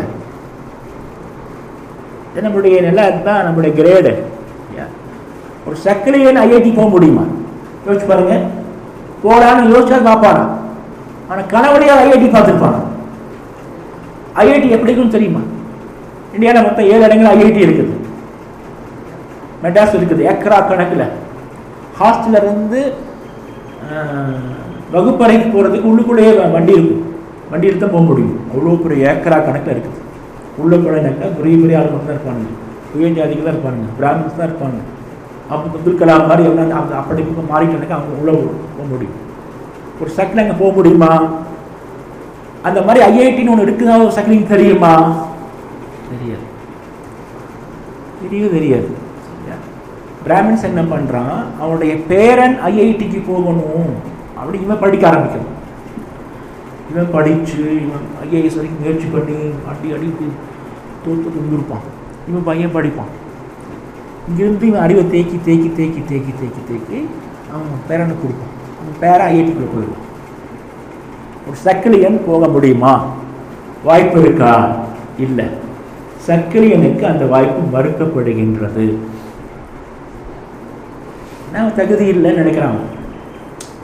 சரியா தப்புங்கிற மேட்டர் இல்லை. அதை யார் அலோவ் பண்ணுறானோ அவன் ஃபில்டர் பண்ணி விட்டுறான். மீறி ஒருத்தன் தேடி வர்றான். நான் அந்த அனிதாங்கிற பொண்ணு ஜெயிச்சுட்டா, 1192 மார்க் எடுத்துட்டா, சரியா? அவளுக்காக வேண்டியே ஒரு நீட் கொண்டு வருவானுங்க. வந்து கட் பண்ணி விட்டான், வராதே. மீறி 5ஆம் கிளாஸ்லேயே பப்ளிக் எக்ஸாம் கொண்டு வராங்க. இதுக்கு 10 வரைக்கும் படிக்கிறேன், அங்கெல்லாம் போகாது, 5லேயே கட் பண்ணி விடுறேன். கட் பண்ணிக்கிறானா இல்லையா? ஏன்னா அவனுடைய ஒரு அரசியல் சாணக்கியத்தனத்தில் இவனுக்கெல்லாம் வரக்கூடாது. மேலே தகுதி இல்லாதவன். பொதுவாக ஒரு கோட்பாட்டில் தகுதி இல்லாதவர்கள் அங்கேயே ஃபில்டர் பண்ணப்படுறாங்க. இந்திய நாட்டை மனு சாஸ்திரம் தான் வந்துட்டு இருக்குது. மனு சாஸ்திரம் தான் இந்திய நாட்டை ஆள்கின்றது. மனு சாஸ்திரத்தின் பிரகாரம் இவங்களாம் மேலே போகக்கூடாது. ஸோ எல்லாத்தையும் கட் பண்ணுறோம். நமக்கு தாங்க பாருங்க, நம்மோடும் இறை சாசனத்தில் நாம் தகுதி இல்லாத மக்களாக இருக்கோம். தகுதியை பெறாதவர்கள், அருகதை அற்றவர்கள், அதெல்லாம் ஃபில்டர் பண்ணுறோம். ஒரு பெரிய ஒரு கவிஞர் சொல்கிறாரு, அவரால் காபத்துல்லா போக முடியல. நிறைய பேர் முயற்சி பண்ணுறாரு ஹஜ்ஜு போகிறதுக்கு, அவருக்கு வாய்ப்பே கிடைக்க மாட்டேங்குது. அவர் ஒரு கவிதை எழுதுகிறார், காபாவுக்கு போக வேண்டும் என்று ஏன் துடிக்கின்றாய்? காபாவுக்கு போக வேண்டும் என்று ஏன் துடிக்கின்றாய்? காபாவுக்கு வெளியே செய்ய வேண்டிய அமல்களை எல்லாம் முடித்து விட்டாயா? காபாவுக்கு வெளியே செய்ய வேண்டிய அமல்களை முடிச்சுட்டியா? நீ ஏன் துடிக்கிற? தகுதி இல்லை அங்கே வர்றதுக்கு. சொன்ன வேலையை செய்யல, இது முன்னால் நிற்கிற. சொன்ன வேலையை செய். இப்போ நம்ம தகுதியே இல்லை. ஒரு துவா அல்லாஹ்வுக்கு முன்னாடி பிச்சை கேட்கிறோம். துவா, யாசகம். யாசகம் எப்படி கேட்பது என்பது கூட தெரியாத மக்களாக நாம் இருக்கின்றோம். எப்படி கேட்கணும்னு உனக்கு தெரியல, உனக்கு எப்படி தருவான்? தரமாட்டான். கேட்பது எப்படி என்று நாம் தெரிந்து கொள்ள வேண்டும். ஆதாபு சுவால், யாசகம் கேட்கும் முறை, அது தெரியல. நம்முடைய நிலை என்ன, நம்ம எங்கே கிடக்கிறோம் அப்படின்னு நம்ம உணர்ந்து கொள்ள வேண்டும். சிறுக சிறுக அது டெவலப் செய்ய வேண்டும். இன்ஷால்லா இன்னும் சில விஷயங்களை தொடர்பாங்க. நஹ்மதுஹு வ நுஸல்லி அலா ரசூலிஹில் கரீம், அம்மா பாத்.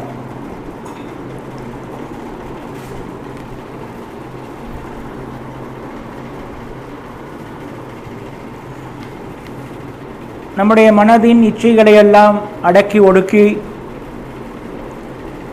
நம்முடைய ரூஹ் செழிப்படையவும் உணர்வெழுச்சி பெறவும் தேவையான ஏற்பாடுகளை செய்து தர வேண்டும். இதற்கு தகுந்த பருவ காலம் இந்த ரமலான் மாதம். உடம்பு சரியில்லாம இருக்க வச்சுக்கோங்களேன், ரொம்ப வீக்கா இருக்கணும். அப்போ நீங்க அவனுக்கு திடகாத்திரமான உணவுகள் எல்லாம் கொடுத்தா அவனுக்கு ஆபத்தாயிடும். உடம்பு சரியில்லை, காய்ச்சல கிடக்கிறான், பல நாள் காய்ச்சல், அவனுக்கு நீங்க ஒரு அற்புதமான பிரியாணி கொடுக்க மாட்டீங்க. அவன் முதல்ல பத்தியம் இருக்கணும். சரியா? பத்தியம் இருந்துட்டு பிறகு எல்லாமே சீராகனா கொஞ்சம் நல்ல உணவு எடுத்துக்க முடியும். வாயை கசக்கிறவனுக்கு போய் நீங்க அறுசுவை உணவு கொடுத்தாலும் அவனுக்கு கசக்கத்தான் செய்யும். இப்போ நம்ம குரான் ஓத பிடிக்க மாட்டேங்குது, குரான் ஓதான் போர் அடிக்குது, குரான் ஓத ஒன்னே தோண மாட்டேங்குது, தொழுக முடியல. ஏதோ கடமைக்காக போய் தொழுகிறோம் ஃபர்லான தொழுகைகளை. நம்மளால அப்படியே ஈடுபாட்டோட அப்படியே மூழ்கி போய் ஒரு 2 ரக்காத் சுன்னத்தோ ஒரு 2 ரக்காத் நஃபீலோ நம்மளால தொழுக முடியறதில்லை. ஏன்னா வாயில கசக்குது. அதனால அறுசுவை உணவு அதுவும் கசக்குது. பத்தி எடுத்துக்கணும், பத்தி எடுத்துக்கணும். பத்தியத்துல முக்கியமான விஷயம் தட்பவெப்பநிலை. ஒருத்தன் குளிர்ல நடுங்கிட்டு இருக்கிறான், குளிர் காய்ச்சல்ல, அவனுக்கு அப்படியே வெயில கட்டில் போட்டு படுக்க மாட்டேங்க, அவனை போத்தி போத்தி உள்ளதான் படுக்க வைப்போம். அந்த தட்பவெப்பநிலை ரொம்ப முக்கியம். நோய்க்கிருமிகள் தாக்காதவாறு அவனை பாதுகாக்கும். மனசுக்கு முக்கியமான நோய்க்கிருமியே, பெரிய நோய்க்கிருமியே சைத்தான் தான். சரியா? அவன்கிட்ட முதல்ல காப்பாற்றணும். அவன் தான் கண்ட்ரோல் பண்றான், அவன் தான் வியாதி ஃபுல்லா ஆக்கிரமிச்சு உட்கார்ந்துருக்கிறான். அவனை கண்ட்ரோல் பண்ணணும்னா நம்மளால முடியாது. அதான் அதுக்கான ஒரு வாய்ப்பை ஏற்படுத்தி கொடுக்கணும். ஷைத்தான்களை எல்லாம் அல்லாஹ் சுப்ஹானஹு வ தஆலா அடக்கிடும், ஷைத்தான்களை விலங்கிட்டோம். நமக்கு ஃபேவரான ஒரு அற்புதமான வாய்ப்பு. மனசு ஷைத்தானின் பிடியிலிருந்து வெளியே வரணும். ஷைத்தானை ஃபர்ஸ்ட் அல்லாஹ் பிளாக் பண்ணிடும். இப்போ நம்ம கொஞ்சம் கொஞ்சமாக ரெடி ஆகணும். இப்போ தான் ரெடி ஆகிக்கிட்டே இருக்கணும். பத்திரமா வெளியில் குளிர் காற்று படாமல் உள்ளே கொண்டாந்து படுக்க வச்சுக்கணும். சரியா? போத்திக்கிட்டே இருக்கிறோம். இங்கே வெது வெதுப்பா, சரியா, சூடாக்கிட்டு நம்ம ரெடி ஆகணும். இங்கே வந்து ரூமில் உட்காந்துக்கிட்டு போர்வையெல்லாம் தூக்கி வீசிட்டு நீங்கள் ஏசி விடக்கூடாது. செயற்கையாக ஒரு நம்மளே ஏற்படுத்திக்கிறோம். அது இன்னும் நோய் அதிகமாகிடும். ஆகிடுமா இல்லையா? நோய் அதிகமாகிடும். எங்கெல்லாம் நம்ம மனசுக்கு பலகீனமோ, சாப்பாடாக இருக்கலாம், உங்கள் மனைவியாக இருக்கலாம், இல்லை நல்ல தூக்கமாக இருக்கலாம், எது பலகீனமோ அதெல்லாம் பார்த்து அதை கொடுக்காமல் இருக்கும். குழந்தை கேட்குதுன்னு கொடுப்போமா? கொடுக்குற பத்தியும் அது கொடுக்கக்கூடாது, கொடுக்கவே கூடாது. கொடுத்தா நோய் ஜாஸ்தியாகிடும். சாப்பாடு இந்த மாதிரி விஷயங்கள், பெண்கள், பார்வை, பேச்சு, வாயால் சாப்பிடவும் கூடாது, வாயால் பேசவும் கூடாது. இன்புட்டும் இல்லை, அவுட்புட்டும் இல்லை. உள்ளே போகவும் கூடாது, வெளியே வரவும் கூடாது. வெளியே வரக்கூடாது. வாந்தி எத்தனை நோம்பு முடிஞ்சிடுமுள்ளோ, நீங்கள் புறம் பேசினாலும் நோம்பு முடியும். பொறாமையில் அப்படியே மனசு எறியறீங்க, அப்போது நோம்பு முடியும். நமக்கு தெரியாது நோம்பு முடியுது. இப்போ நாம் பட்டினி கிடக்கின்றோம் ஆண்டாண்டு காலமாக. இந்த பட்டினி கிடப்பதை நோன்பாக மாற்றணும். உம்மத்தில் பாருங்க, இதுதான் பிரச்சனை. பட்டினி கிடக்கிறோம். முதல் நாள் ஆரம்பிக்கிறதா இல்லை அடுத்த நாள் ஆரம்பிக்கிறதா? இதுதான் பிரச்சனை. இப்போ 5ஆம் தேதி கூப்பிட்டுருக்காங்க ஹிஜ்ரா கமிட்டிலேருந்து பேசுகிறதுக்கு. நீங்கள் நான் நோம்பு வைக்க மாட்டேங்க, பரவாயில்ல நாங்கள் நோம்பு வச்சுருக்கோம், நீங்கள் வந்து நடத்துங்க எங்களுக்கு கிளாஸ். முதல் நாள் நோம்பு வச்சு நான் போகிறது இல்லை, நீங்கள் நோம்பு வைக்க மாட்டேங்கல்ல, அதனால் வாங்க எங்களுக்கு. அப்போது நோன்பு பெருநாள் அன்று, சரியா, பெருநாள் அன்று நோன்பு வைப்பது ஹராம் அப்படின்னு அவங்க ஏங்க மெசேஜ் அனுப்புகிறாங்க. ஏங்க அவங்க அடுத்த ஒருத்தன் ஏற்றுக்கலைங்கிறக்காக அவனை ஹராமாக்கிடுறீங்க. ஹராமான காரியம் பண்ணுறவன் காஃபீர் ஆயிடறான், காஃபீரானவன் அல்லாவுக்கு விற்கக்கூடிய ஆறிடுறான்.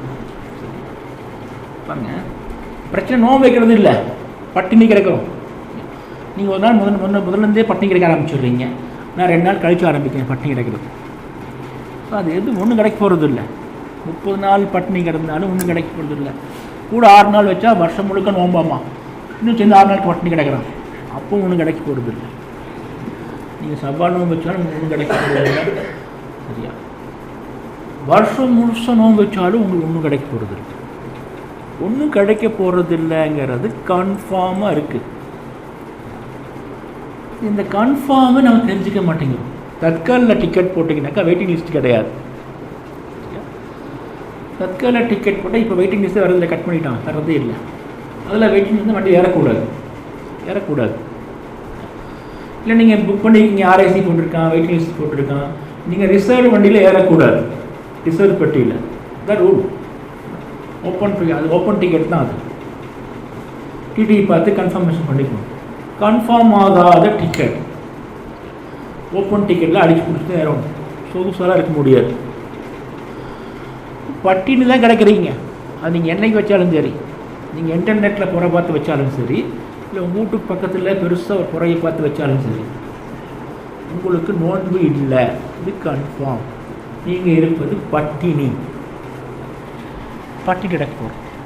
இந்த பட்டினி கிடப்பதை நாம் நோன்பாக மாற்ற வேண்டும். மனசுக்கு பிடிச்சதெல்லாம் கொடுக்கக்கூடாது, எல்லாத்தையும் பிரேக் பண்ணணும். சின்ன விஷயம் தான் சரி. டீ குடித்தா தான், சஹார் முடித்த உடனே ஒரு டீ, இஃப்தார் தொடர்ந்த உடனே ஒரு டீ, மனசு கேட்க கொடுக்காதீங்க, கொடுக்காதீங்க. இஃப்தார் அப்படின்னாக்கா நோன்பு கஞ்சி வேணும். நோன்பு கஞ்சியே சாப்பிடாதீங்க. பள்ளிவாசல் கஞ்சி தான் போன வாரம் சொன்னேன். இதுட்டு நோன்பு கஞ்சி வேணாம். எனக்கு நோன்பு கஞ்சி கொடுக்காதீங்க. இதான் எனக்கே சொல்லி முடிச்சுட்டேன். இப்போ ரீப்ளேஸ்மெண்ட். இப்போ இதை சாப்பிடாதே அப்படின்னு சொல்கிறோம். இப்போ என்ன சாப்பிட்றது? அது கேட்குது, என்ன சாப்பிட்றது? உடல் உணவின் மீது உள்ள ஆர்வத்தை, ஈடுபாட்டை ஆன்ம உணவின் பக்கம் நீங்கள் திருப்ப வேண்டும். அதுதான் உங்களுடைய வெற்றிக்கான சூட்சுமம். இதில் நீங்கள் ஜெயிச்சிட்டிங்கனாக்கா நீங்கள் தான் நம்பர் 1 முஸ்லீம், சூப்பர் முஸ்லீம். சரியா? இதில் ஜெயிக்கணும் நீங்கள். உடல் உணவுக்கான ஆர்வத்தை, ஈடுபாட்டை ஆன்ம உணவின் பக்கம் திருப்பணும். ஆன்ம உணவை நீங்கள் சாப்பிட ஆரம்பிச்சிட்டிங்கன்னு ஆட்டோமேட்டிக்காக உடல் உணவின் மீது பட்டு போயிடும். சாப்பிட்டு போனாது சாப்பிடல, அவன் கிடைக்கலையா, அல்லாஹ்வின் தூதர் இறக்கும் வரைக்கும் ஏழையாகவே இருந்தார். எல்லாம் சொல்லிக்கிறது தான், எல்லாம் சொல்லிக்கிறதாங்க. ஏழையெல்லாம் ஒன்றும் இல்லை. அவங்க முன்னாடி இருந்திருப்பாங்க, கஷ்டப்பட்டிருப்பாங்க, எல்லா நிலையும் இருந்திருப்பாங்க. ஆட்சி பொறுப்பு வந்துட்டாங்க. சரியா? பார்த்தா மக்கா வெற்றி கொள்ளாச்சு, தூமத்துல் ஜந்தல் வரைக்கும் இஸ்லாம் பரவிடுச்சு. அப்புறம் எனக்கு ஏழ்மை. அல்லாஹ் அதெல்லாம் பிடிக்கல. அதெல்லாம் உங்களுக்கு பிடிக்காது. ஆன்ம உணவை சாப்பிட தொடங்கிவிட்டால் ஆன்ம உணவின் மீது உங்களுக்கு பற்றும் பாசமும் ஏற்பட்டு விட்டால் உடல் உணவுகளின் மீது உங்களுக்கு ஈடுபாடு குறைஞ்சிடும். அப்படி குறைஞ்சிக்கிட்டே வரும்.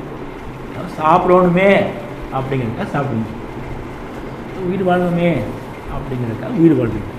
சரியா? மற்றபடி தேவையே இல்லை, தேவையே இல்லை. அந்த ஹை லெவல் நம்ம கொஞ்சம் ஆர்வம் கம்மியாயிடும், கொஞ்சம் ஆர்வம் கம்மியாயிடும். உங்களுக்கு விருப்பப்பட்ட உணவை நீங்கள் வேண்டி விரும்பி சமைத்து சாப்பிடுவதை விட்டுருவீங்க. கிடைச்சா சாப்பிடுவீங்க, இல்லாட்டி ஓகே, கிடைச்சா ஓகே, இல்லாட்டி ஓகே. சரியா? அப்போ அந்த வந்துடும். ஏன்னா உங்களுடைய கவனம் ஃபுல்லாக இப்போ ஆன்ம உணவின் மீது இருக்கு. ஆன்மா தான் நான் அப்படின்னு நீங்கள் இப்போ உணர ஆரம்பிச்சிட்டீங்க. நீங்கள் நான் சொல்லும்போது ஆன்மா தான் நீங்கள் ஃபீல் பண்ணுறீங்க. நான், எனக்கு தேவை, எனக்கு வேண்டும். இப்போ நான்கிறத நீங்கள் ஆன்மாவாக உணர ஆரம்பிச்சிட்டீங்க. இப்போ துவா உங்கள் துவாவில் மாறிடும். உங்கள் துவாவுடைய பாய்ச்சல் வேற மாதிரி இருக்கும். ஆன்மா தெரியும் அங்கே போனால் எப்படி போகணும்னு. அது ஒழுங்கு அடக்க உடக்கமாக பேசுவாங்க, போய் நிற்கும். அது எப்படி கேட்கும் அது தெரியும். அது மெதுவாக கேட்கும். ரப்பி இன்னி மஸ்ஸனிய ஸுர்ரு வஅன்த அர்ஹமுர் ராஹிமீன். ஐயூப் அலைஹிஸ்ஸலாம் துவா கேட்குறாங்க. பிறகு ஐயூப் அலைஹிஸ்ஸலாமுக்கு ஒரு பெரிய ஒரு வியாதி, பயங்கரமான ஒரு வியாதி. யா அல்லாஹ் இந்த வியாதியை நீக்கு என்று துவா செய்கிறாங்க. அவங்க என்ன வார்த்தையை பயன்படுத்துகிறாங்க? யா அல்லாஹ் என்னை கெடுதி தீண்டி விட்டது, கெடுதி என்னை தீண்டி விட்டது. நோய் வந்துச்சுன்னு சொல்லல, கெடுதி என்னை தீண்டி விட்டது, நீயோ மிகப்பெரிய கிருபையாளன். உன்றது வாய்த்து வந்து கேட்கணுமா? இன்னும் கேட்காமலேயே கொடுக்க முடியும். ஆயிடுச்சு, நான் இவ்வளோ மோசமான கண்டிஷன் இருக்கிறேன், பார்த்து ஏதாவது பண்ணு யாரா, அவ்வளோதான். வாய்விட்டு ஒன்று கேட்கவே இல்லை. அற்புதமான துவா, அது ரொம்ப அற்புதமான துவா. ஸோ கேட்கறது எப்படின்னு அது தெரிஞ்சு போயிடும். அதுவாக கேட்கும். அது ஆரோக்கியம் வடசட்டமாக இருக்குது. இப்போ ஆன்மா வளர வளர, ஆன்மா பெருக பெருக இந்த சின்ன சின்ன பிரச்சனை உங்களுக்கு வரவே வராது. இந்த புறம் பேசுகிறது, பொய் பேசுகிறது, சரியா, உள்ள ஒன்று வச்சு மறைச்சு பேசுகிறது, ஒரு ஆளை பற்றி தப்பாக நினைக்கிறது மனசுக்குள்ள. என்ன தான் மோசமான ஆளாக தான் தப்பாக நம்ம வராது.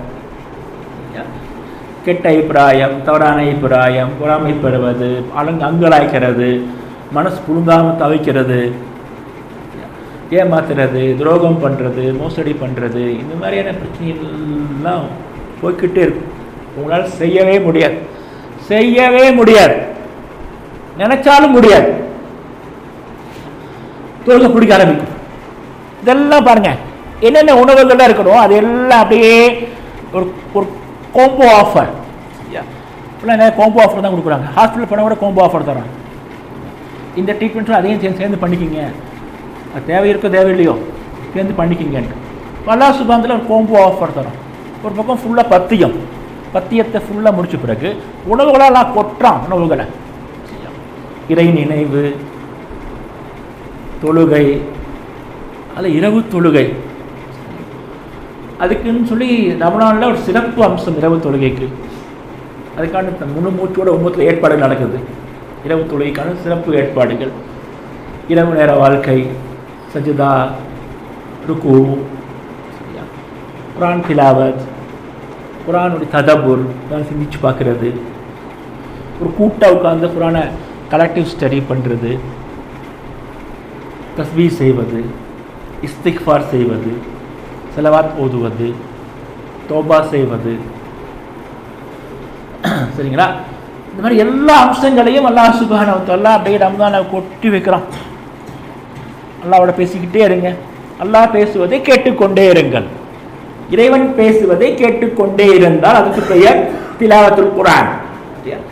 இறைவன் பேசுவதை கேட்டுட்டே இருங்க. உங்களுக்கு ஒரு ஆள் பிடிச்சி போச்சு, அவர் சொல்கிறதெல்லாம் கேட்குறீங்க. அவன் நல்லா ஒன்றும் கேட்ட பயான் பண்ணுறான், என்ன பயான் பண்ணாலும் கேட்குறீங்க. உட்காந்து மணிக்கணக்காக கேட்குறீங்க, சிடி போட்டு கேட்குறீங்க, மொபைலில் போட்டு கேட்குறீங்க. உங்கள் குழந்தை பிடிச்சி போட்டு உங்கள் குழந்தை பேசிக்கிட்டே இருக்கீங்க, அந்த குழந்தை பேச கேட்குறீங்க. குழந்தையுடைய மொழி நமக்கு ரொம்ப இனிமையாக இருக்குது. கல்யாணம் பண்ண புதுசில் நீங்கள் கொண்டாடி வச்சு கேட்டுகிட்டே இருந்தீங்க, சரியா? அவள் பேசுறதெல்லாம் அப்படி ராகமாக இருந்துச்சு உங்களுக்கு, சரியா? அவள் எவ்வளோ நேரம் பேசினாலும் கேட்டுகிட்டே இருந்தீங்க. இப்போ நமக்கு ஒரு ஆள் பிடிச்சி போச்சுன்னா அவன் பேசுறதெல்லாம் கேட்கும். அல்லாஹ் பேசுறது கேளுங்க, கேளுங்க, கேட்டுக்கிட்டே இருங்க. திலாவத்துல் குர்ஆன். ஒரு நாள் திலாவத் பண்ணவே தெரியல, அவன் எப்படி கேட்பான்? கேட்க முடியாது. உங்களுக்கு ஒரு ஆள் ரொம்ப பிடிச்சி போச்சு, ஆனால் அவர் பேசுகிற பாஷை உங்களுக்கு புரிய மாட்டேங்குது. எத்தனை நாள் கேட்பீங்க? கேட்க மாட்டேங்க, போர் அடிக்கும். இது அத்தியாவசியமாக நான் விஷயம் பேசிட்டு வந்துடுவீங்க. மொழி ரொம்ப முக்கியம். திலாவத்துல் குர்ஆன் வாசிக்கணும், அது கொஞ்சம் புரியணும், கொஞ்சமாவது புரியணும். ஸோ அல்லாஹ் பேசுவதை ஆன்மா கேட்டுக்கிட்டே இருக்கு, கேட்டுக்கிட்டே இருக்கு, கேட்டுக்கிட்டே இருக்கு. மற்ற நேரங்களில் பாருங்கள், குர்ஆன் வந்தால் கூட அவ்வளோ ஈடுபாடு இருக்காது. என்ன பிரேக் பண்ணுறதுக்கு ஒருத்தர் இருக்கிறான், இங்கே பிரேக் பண்ணுறதுக்கு ஆளே இல்லை. ஏன்? இப்போ நம்ம ரமலான் மாதத்தில் குர்ஆன் ஓதிக்கிட்டே இருக்கலாம், ஓதிக்கிட்டே இருக்கலாம். ஒரு நாளைக்கு 3 ஜூஸ், 4 ஜூஸ், 5 ஜூஸ், 6 ஜூஸ் எல்லாம் பேசுறது கேட்டுக்கிட்டே இருக்கலாம், கேட்டுக்கிட்டே இருக்கலாம். அப்படி தண்ணி வாக்குற மாதிரி, அது ஆன்மாவுக்கு தண்ணி பாய்ச்சுற மாதிரி. ஆன்மா அப்படியே எடுத்துக்கிட்டே இருக்கு, கேட்டுக்கிட்டே இருக்கு, கேட்டுக்கிட்டே இருக்கு. இன்னும் கேட்கும், இன்னும் கேட்கும். நம்மளும் ஓதுறோம், அடுத்த ஓதுறதையும் கேட்குறோம். இப்போ குர்ஆன் ஒரு அற்புதமான வாசனமாக ஆயிடும், ஆன்மீக வாசனம். ஆன்மா அதை கேட்டுக்கிட்டே இருக்கும், கேட்டுக்கிட்டே இருக்கும், அழகாக கேட்டுக்கிட்டே இருக்கும். தொழுகையில் போய் நிற்கிறீங்க, ரொம்ப ஈடுபாடாயிடும். சரியா? தொழுகையோடைய சுவை கொஞ்சம் கொஞ்சமாக உணர்த்தணும். ஆரம்பத்தில் மெதுவாக தொழுங்க, ஃபஸ்ட் நோம்பில், 2வது நோம்பில் தொழுகை அதிகப்படுத்திகிட்டே போங்க. அமைதியாக நின்று தொழுங்க. தொழுகையை அதிகப்படுத்துவது என்றால் ரக்காத்து கிடையாது, நேரம். நேரம் இந்த முத்து பாருங்கள், நேரத்தில் சண்டை போடுறோம். 8 ரக்காத்தா 20 ரக்காத்தான் சண்டை போடுறதுக்குலேயும் புலப்புலாம் போயிட்டுருக்கு. 8 ரக்காத் தொழுகிற ஒன்று 1 மணி நேரம் தான் தொழுகிறான். 20 ரக்காத் தொழுகிற ஒன்று 1 மணி நேரம் தான் தொழுகிறான். ஸோ மாணவர்களின் பார்வையில் இந்த 2 பேருமே 1 மணி நேரம் தான் தொழுகிறானுங்க. 8 ரக்காத் தொழுதானு 80 ரக்காத் தொழுதானு. அல்லாஹ்வின் தூதர் ஸல்லல்லாஹு அலைஹி வஸல்லம் மினிமம் 3 மணி நேரம் தொழுதுருக்காங்க. நான் அல்லாஹ் நபி வழியில் தொழுகிறேன்னு சொல்கிறவன் இன்னைக்கு உலகத்தில் ஒரு ஆள் கூட நபி வழி தொழுகிறதே கிடையாது. இரவு தொழுகை நபி வழியில் தொழுகிறேன்னு சொல்கிறவங்க மினிமம் 4 மணி நேரமாக தொழுவோம். 8 ரக்காத்தை 2 ரக்காத்துக்கு அரை மணி நேரம், 4 மணி நேரமாக தொழுவோம். தொழ மாட்டேங்கிறாங்க, தொழுகிறது இல்லை. தொழுவோம், நேரம் முக்கியம். நீண்ட நேரம் அமைதியாக நின்று தொழுவோம், அமைதியாக நின்று தொழுவோம். சரியா? வேணா ரம்ஜான் மாதத்தில் ஒரு சிறப்பு சலுகையும் கொடுக்கப்படுது. மொத்தம் குர்ஆன் ஓத தெரியாது இல்லை, குர்ஆன் மனப்பாடமும் இல்லை, குர்ஆனை கையில் பிடிச்சிக்கோங்க. நான் வீட்டில் குர்ஆனை கையில் பிடிச்சி தான் தொழுகிறேன். தராவி தொழுவும் பொழுது வீட்டில் தான் தனியாக தொழுகிறேன், பள்ளிவாசல் தொழுகிறது இல்லை, கையில் வச்சு தொழுகிறேன், ஊற்றிக்கிட்டே இருப்பேன். சரியா? 2 ரக்காத் தொழுவதுக்கு சம்டைம் 40 நிமிஷம் 50 நிமிஷம்லாம் ஆகிடும். அற்புதமாக இருக்கும். ஊதிக்கிட்டு காலெல்லாம் வலிக்க ஆரம்பிச்சிடும். தொழுகணும், பார்த்து ஓதுணும், சூப்பராக இருக்கும். எந்த டிஸ்டர்பன்ஸ் இருக்காது. 2 மணிக்கு எந்திரிச்சுன்னு வச்சுக்கோங்களேன், சஹர் 4 மணி வரைக்கும் ஒரு 1.5 மணி நேரம் வரைக்கும் ஒரு 4 ரக்காத் தொழுகிறோம். குர்ஆன் பார்த்து ஓதணும், நம்ம இதே ஓதணும். ஒரு ஃபிக்ஸ் பண்ணுங்க. இன்னும் குர்ஆன் தொழுகை ரம்ஜான் வர்றதுக்கு 4 நாள் இருக்குது. 4 நாளுக்குள்ளே லீவு 2 நாள் லீவு போட்டுருங்க. லீவு போட்டு தலைகீழாக நின்னாவது குர்ஆனை வாசிக்க கற்றுக்குங்க. இப்படியே திக்கி திக்கி திக்கி வாசிக்க கூடாது. எத்தனை திக்கி திக்கி வாசிட்டு இருக்கீங்க? கேவலம் பாருங்க, நமக்கு வெக்கமா இல்லையா? குர்ஆனை வாசிக்க தெரியலைங்கிறது பெரிய விஷயம். திக்கி திக்கி வாசி அதோட கொடுமையான விஷயம். அது படிக்காமலே இருக்கலாம். இப்போ திக்கக்கூடாது, தெளிவாக வாசிக்கணும். ஒரே ஒரு நாள் போதும். குர்ஆனை அட்சர சுத்தமாக திக்கல் திணறல் இல்லாமல் தெளிவாக வாசிக்கிறதுக்கு ஒரே ஒரு நாள் லீவ் போட்டுருங்க. சுபு தொழுகையிலேருந்து வாசிச்சுக்கிட்டே இருங்க. ஏன்னா ஒரு ஆளையும் பிடிச்சிக்கணும். ஒரு ஆளையும் இப்போ வாப்பா அவங்க 1000 ரூபா தரேன், அப்படி 1000 ரூபா கொடுத்துருங்க. அவனுக்கு அவங்க கூட இருக்கும் காலையில் பொழுது வரைக்கும். அசர் மொழிக்கும் போது நீங்கள் வாசிக்க ஆரம்பிச்சிடும். ஒரே ஒரு நாள் ஒரு 1000 ரூபா முடிஞ்சு கணக்கு. ஏன் வாசிச்சு முடிச்சிடலாம். அன்றைக்கி மகரிப்புக்கு சூப்பராக ஓதுவீங்க, கடகடக்குன்னு ஓதுவீங்க. அல்ஹம்துலில்லாஹி ரப்பில் ஆலமீன், அல்ஹம்து அப்படியே அந்த லில்லாஹி கூட்டுறது அந்த மாதிரி வேலையே இருக்காது. தெளிவாக வாசிக்கணும். குர்ஆனை பார்த்து ஓதுங்க. அற்புதமாக இருக்கும். அல்லாஹ்வின் வேதத்தை சுமக்கக்கூடிய பாக்கியம் நம்முடைய இதயத்துக்கு கொடுக்கப்படலை. அதையும் கேளுங்க. அல்லாஹுடைய வேதத்தை உள்ளத்தில் சுமப்பது தான் மிகப்பெரிய பாக்கியம். ரெக்கார்டு உங்கள் நெஞ்சம் ரெக்கார்ட் ஆயிரும், ரெக்கார்டு புக் ஆயிரும். மனப்பாடம் பண்ண ஆரம்பிங்க. நிறைய பேர் நினச்சிக்கோங்க. இப்போ 2 மாதத்துக்கு முன்னாடி கூட ஃபேஸ்புக்கில் பெரிய மேட்டர் இருந்துச்சு. நைஜீரியாவில் ஒரு பொம்பளை இல்லை, அவங்க பெரிய வயசான அம்மா, 82 வயசு. 82 வயசில் அவங்க குர்ஆனை மனப்பாடம் பண்ணியிருக்காங்க. 82 வயசில் அந்த அம்மாவுக்கு அந்த பாக்கி கிடச்சிருக்கு. நம்ம கிடைக்கணும், மனப்பாடம் பண்ணணும். உங்களால் முடியும் என்றால் மனப்பாடம் பண்ணக்கூடிய சக்தி உங்களுக்கு இருக்குதுன்னாக்கா இந்த ரம்ஜான் ஆரம்பிங்க. ரம்ஜான் முடிகிறதுக்குள்ளே ஒரு ஜூஸாக மனப்பாடம் பண்ணிக்கிங்க, மனப்பாடம் பண்ணுங்க. மனசு பாருங்க, அப்படி பறக்கும், அப்படி ஆன்மா அப்படியே சிறகடிச்சு பறக்கும். அற்புதமான இருக்கும். तेरे आगे जहां और भी है, सितारों से आगे जहां और भी है. அல்லாஹ் இக்பால் சொல்றாரு, நட்சத்திரங்களுக்கு அப்பாலும் விரிகின்றது வானம். ஒரு முஸ்லிம் இளைஞன் ராஜாளியை வல்லூரை போல் இருக்க வேண்டும் என்று அல்லாஹ் இக்பால் சொல்றாங்க. அது ஒரு தனி டாபிக், இன்னொரு நாள் நடக்க முடியும். வானம், விரிவான வானம், சிறகடிச்சு படிக்கணும். परवान है काम तेरा, तेरे आगे जहां और भी है.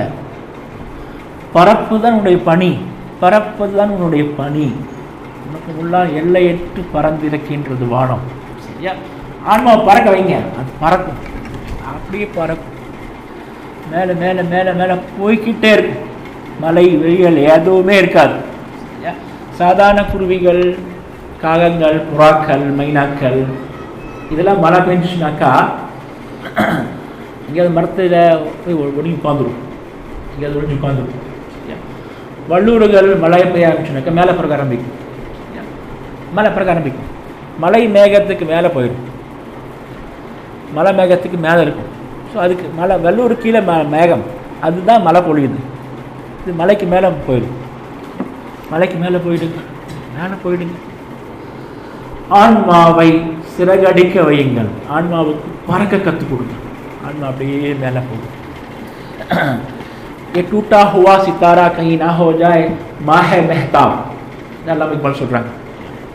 மேலே வானிலிருந்து உடைந்து விழுந்த இந்த நட்சத்திர துண்டு கீழே விழுந்தோம். மஸ்ஜூதுல் மலாய்க்காவாக இருந்தோம். தெரியாதனமா அந்த மரத்தை போய் சாப்பிட்டோம், அங்கிருந்து தொப்பு கொடியும் கீழே விழுந்துட்டோம். மறுபடியும் ஒரு பூர்ண சந்திரனாக, ஒரு முழு பௌர்ணமியாக ஆகிவிடும் என்று விண்மீன்கள் எல்லாம் அஞ்சுகின்றன.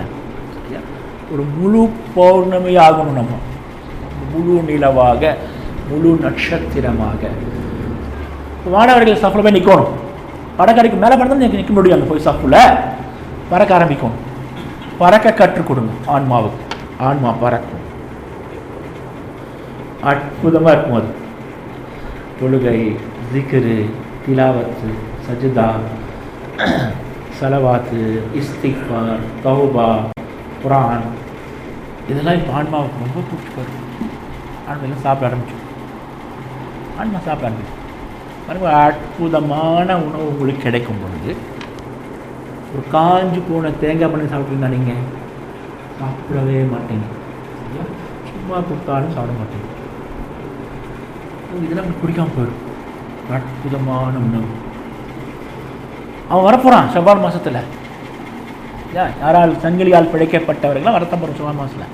அவன் என்ன தருவான்? தேங்காய் பண்ணி தான் கொடுப்பான். அப்படியே அழகாக ஷூ பண்ணி அப்படியே அழகாக கொண்டு வந்து கொடுப்பான். ஆனால் அது எனக்கு பிடிக்காது. அதை விட அற்புதமான உணவு எனக்கு கிடைக்க ஆரம்பிச்சு கொடுக்கும். ஸோ உங்கள் ஆன்மா வேற எங்கேயோ பாயிரும், எங்கேயோ பாஞ்சிட்ருக்கும். சஹாபாக்களில் சிலருக்கு ஒரு சஹாபி இருந்தாங்க. ஒவ்வொரு சஹாபிக்கும் ஒரு சிறப்பம்சம் இருக்குது. ஒரு சஹாபி ஒருத்தர் இருந்தாங்க. அவருக்கு பேர் வானவர்களால் சலாம் சொல்லப்படுபவர். வானவர்கள் அவரை பார்த்து சலாம் சொல்லிட்டு போயிட்டே இருப்பாங்க. அற்புதமான ஆள் அவர். அவரை பற்றி தெரிஞ்சுக்கங்க ஒரு நாளைக்கு. சஹாபாக்களில் யாராவது ஒருத்தர் நமக்கு ரோல் மாடலாக இருக்கும். ஒரே ஒருத்தர் ஒரு 100 சஹாபாக்களை பற்றி படிங்க. ஒரு 100 சஹாபாக்களை பற்றி விடாமல் படிங்க. தமிழில் நம்மளே ஒரு சஹாபாக்களை பற்றி ஒரு 7 புக்கு போட்டிருக்கலாம்.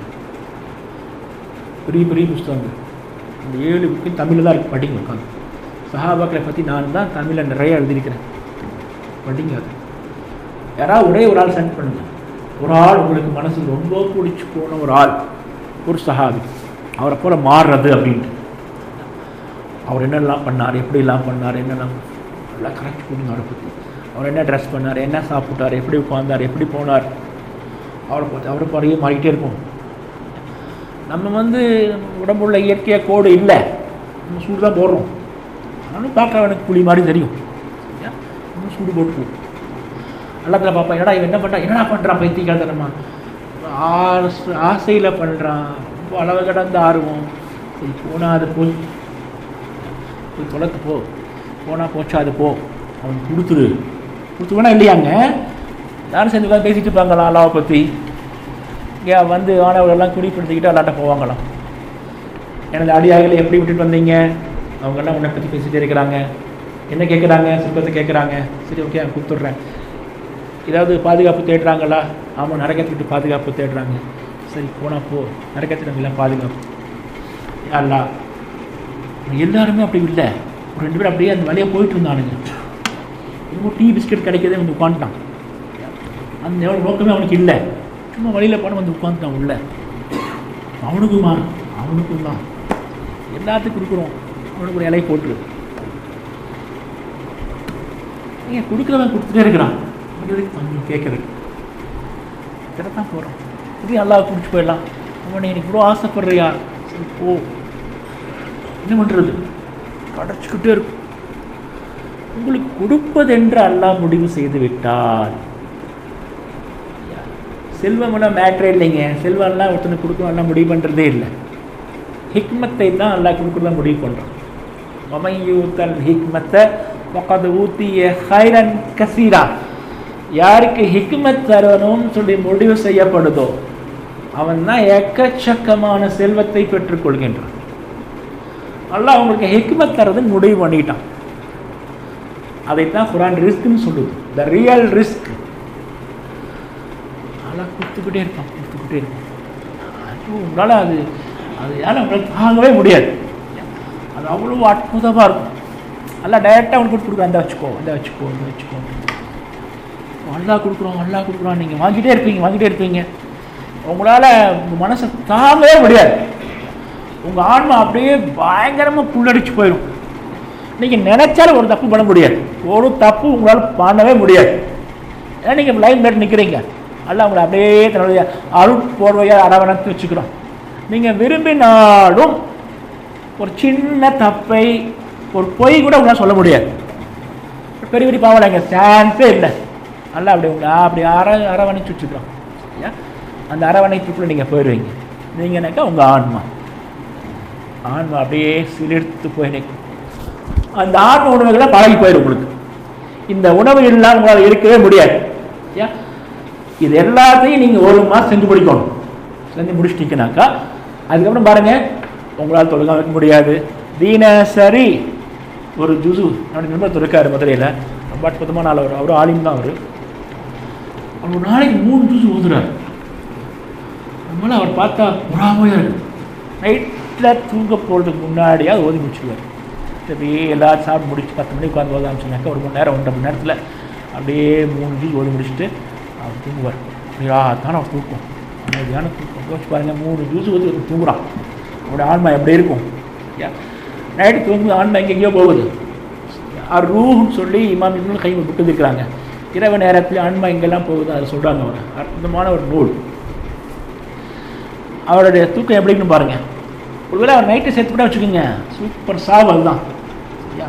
சூப்பர் முஸ்லீம் இருக்கிறது மேட்ரு இல்லை, சூப்பராக சாகணும், அதுதான் மேட்ரு. லா தமூதுன்ன இல்லா வஅன்தும் முஸ்லிமூன். சாகும்போது முஸ்லீமாக சாகுங்க நல்லா சொல்கிறான். 3 ஜூஸ் அவர் ஓத முடியும் அவரால். 3 ஜூஸுன்னா என்னங்க? ஏன் அவர் 1 வருஷமாக ஓதிக்கிட்டே இருக்காரு. கடந்த 1 வருஷமாக அவரை பார்த்துட்டே இருக்கிறேன். அவர் ஓதிக்கிட்டே இருக்கிறாரு. டெய்லி 3 ஜூஸு, 10 நாளைக்கு ஒரு குரான் ஓதி முடிச்சுடுறாரு. 3 ஜூஸு ஓதுன்னு என்ன அர்த்தம்? 1.5 மணி நேரம். அல்லாஹ் சுப்ஹானஹு வ தஆலா 1.5 மணி நேரம் உங்கள்கிட்ட உட்காந்து பேசுகிறோம். உங்களுக்காக அல்லாஹ் சுப்ஹானஹு வ தஆலா 1.5 மணி நேரம் டைம் தந்திருக்கிறான். நம்ம 1 ஜூஸு ஓதுறோம், ஒரே 1 ஜூஸு. 30 ஜுசுவாக நம்மளோட முன்னோர்கள் பிடிச்சிருக்காங்க பார்த்தீங்களா? அதுக்கு மெயின் காரணம் இதுதான். டெய்லி ஒரு ஜுசு ஓதணும், கம்பல்சரி. மினிமம் லெவல் தினசரி ஒரு ஜுசுவை ஓதுவது, மினிமம் லெவல். அவன் தான் ஒரு நல்ல முஸ்லீம். அல்லாஹ் சுப்ஹானஹு வ தஆலா அவனுக்கென்று தினசரி ஒரு குறிப்பிட்ட டைமை கொடுக்குறான். நான் பேசுறது நீ கேள். அவனுடைய அன்றாட வாழ்க்கைக்கு தேவையான வழிகாட்டுதல்கள், அவனுடைய வியாபார சிக்கல்கள், வீட்டு பிரச்சனைகள், உலக்கவலை, மன வருத்தம், துன்பங்கள், துயரங்கள், வருத்தங்கள், வலிகள், வேதனைகள், காயங்கள், இதற்கெல்லாம் நிவாரணமாக, வழிகாட்டுதலாக, தீர்வாக, சொல்யூஷனாக அவன் அன்னைக்கு ஓதுற அந்த ஒரு ஜுசூர் குரானில் இதெல்லாம் அவனுக்கு கிடச்சிடும்.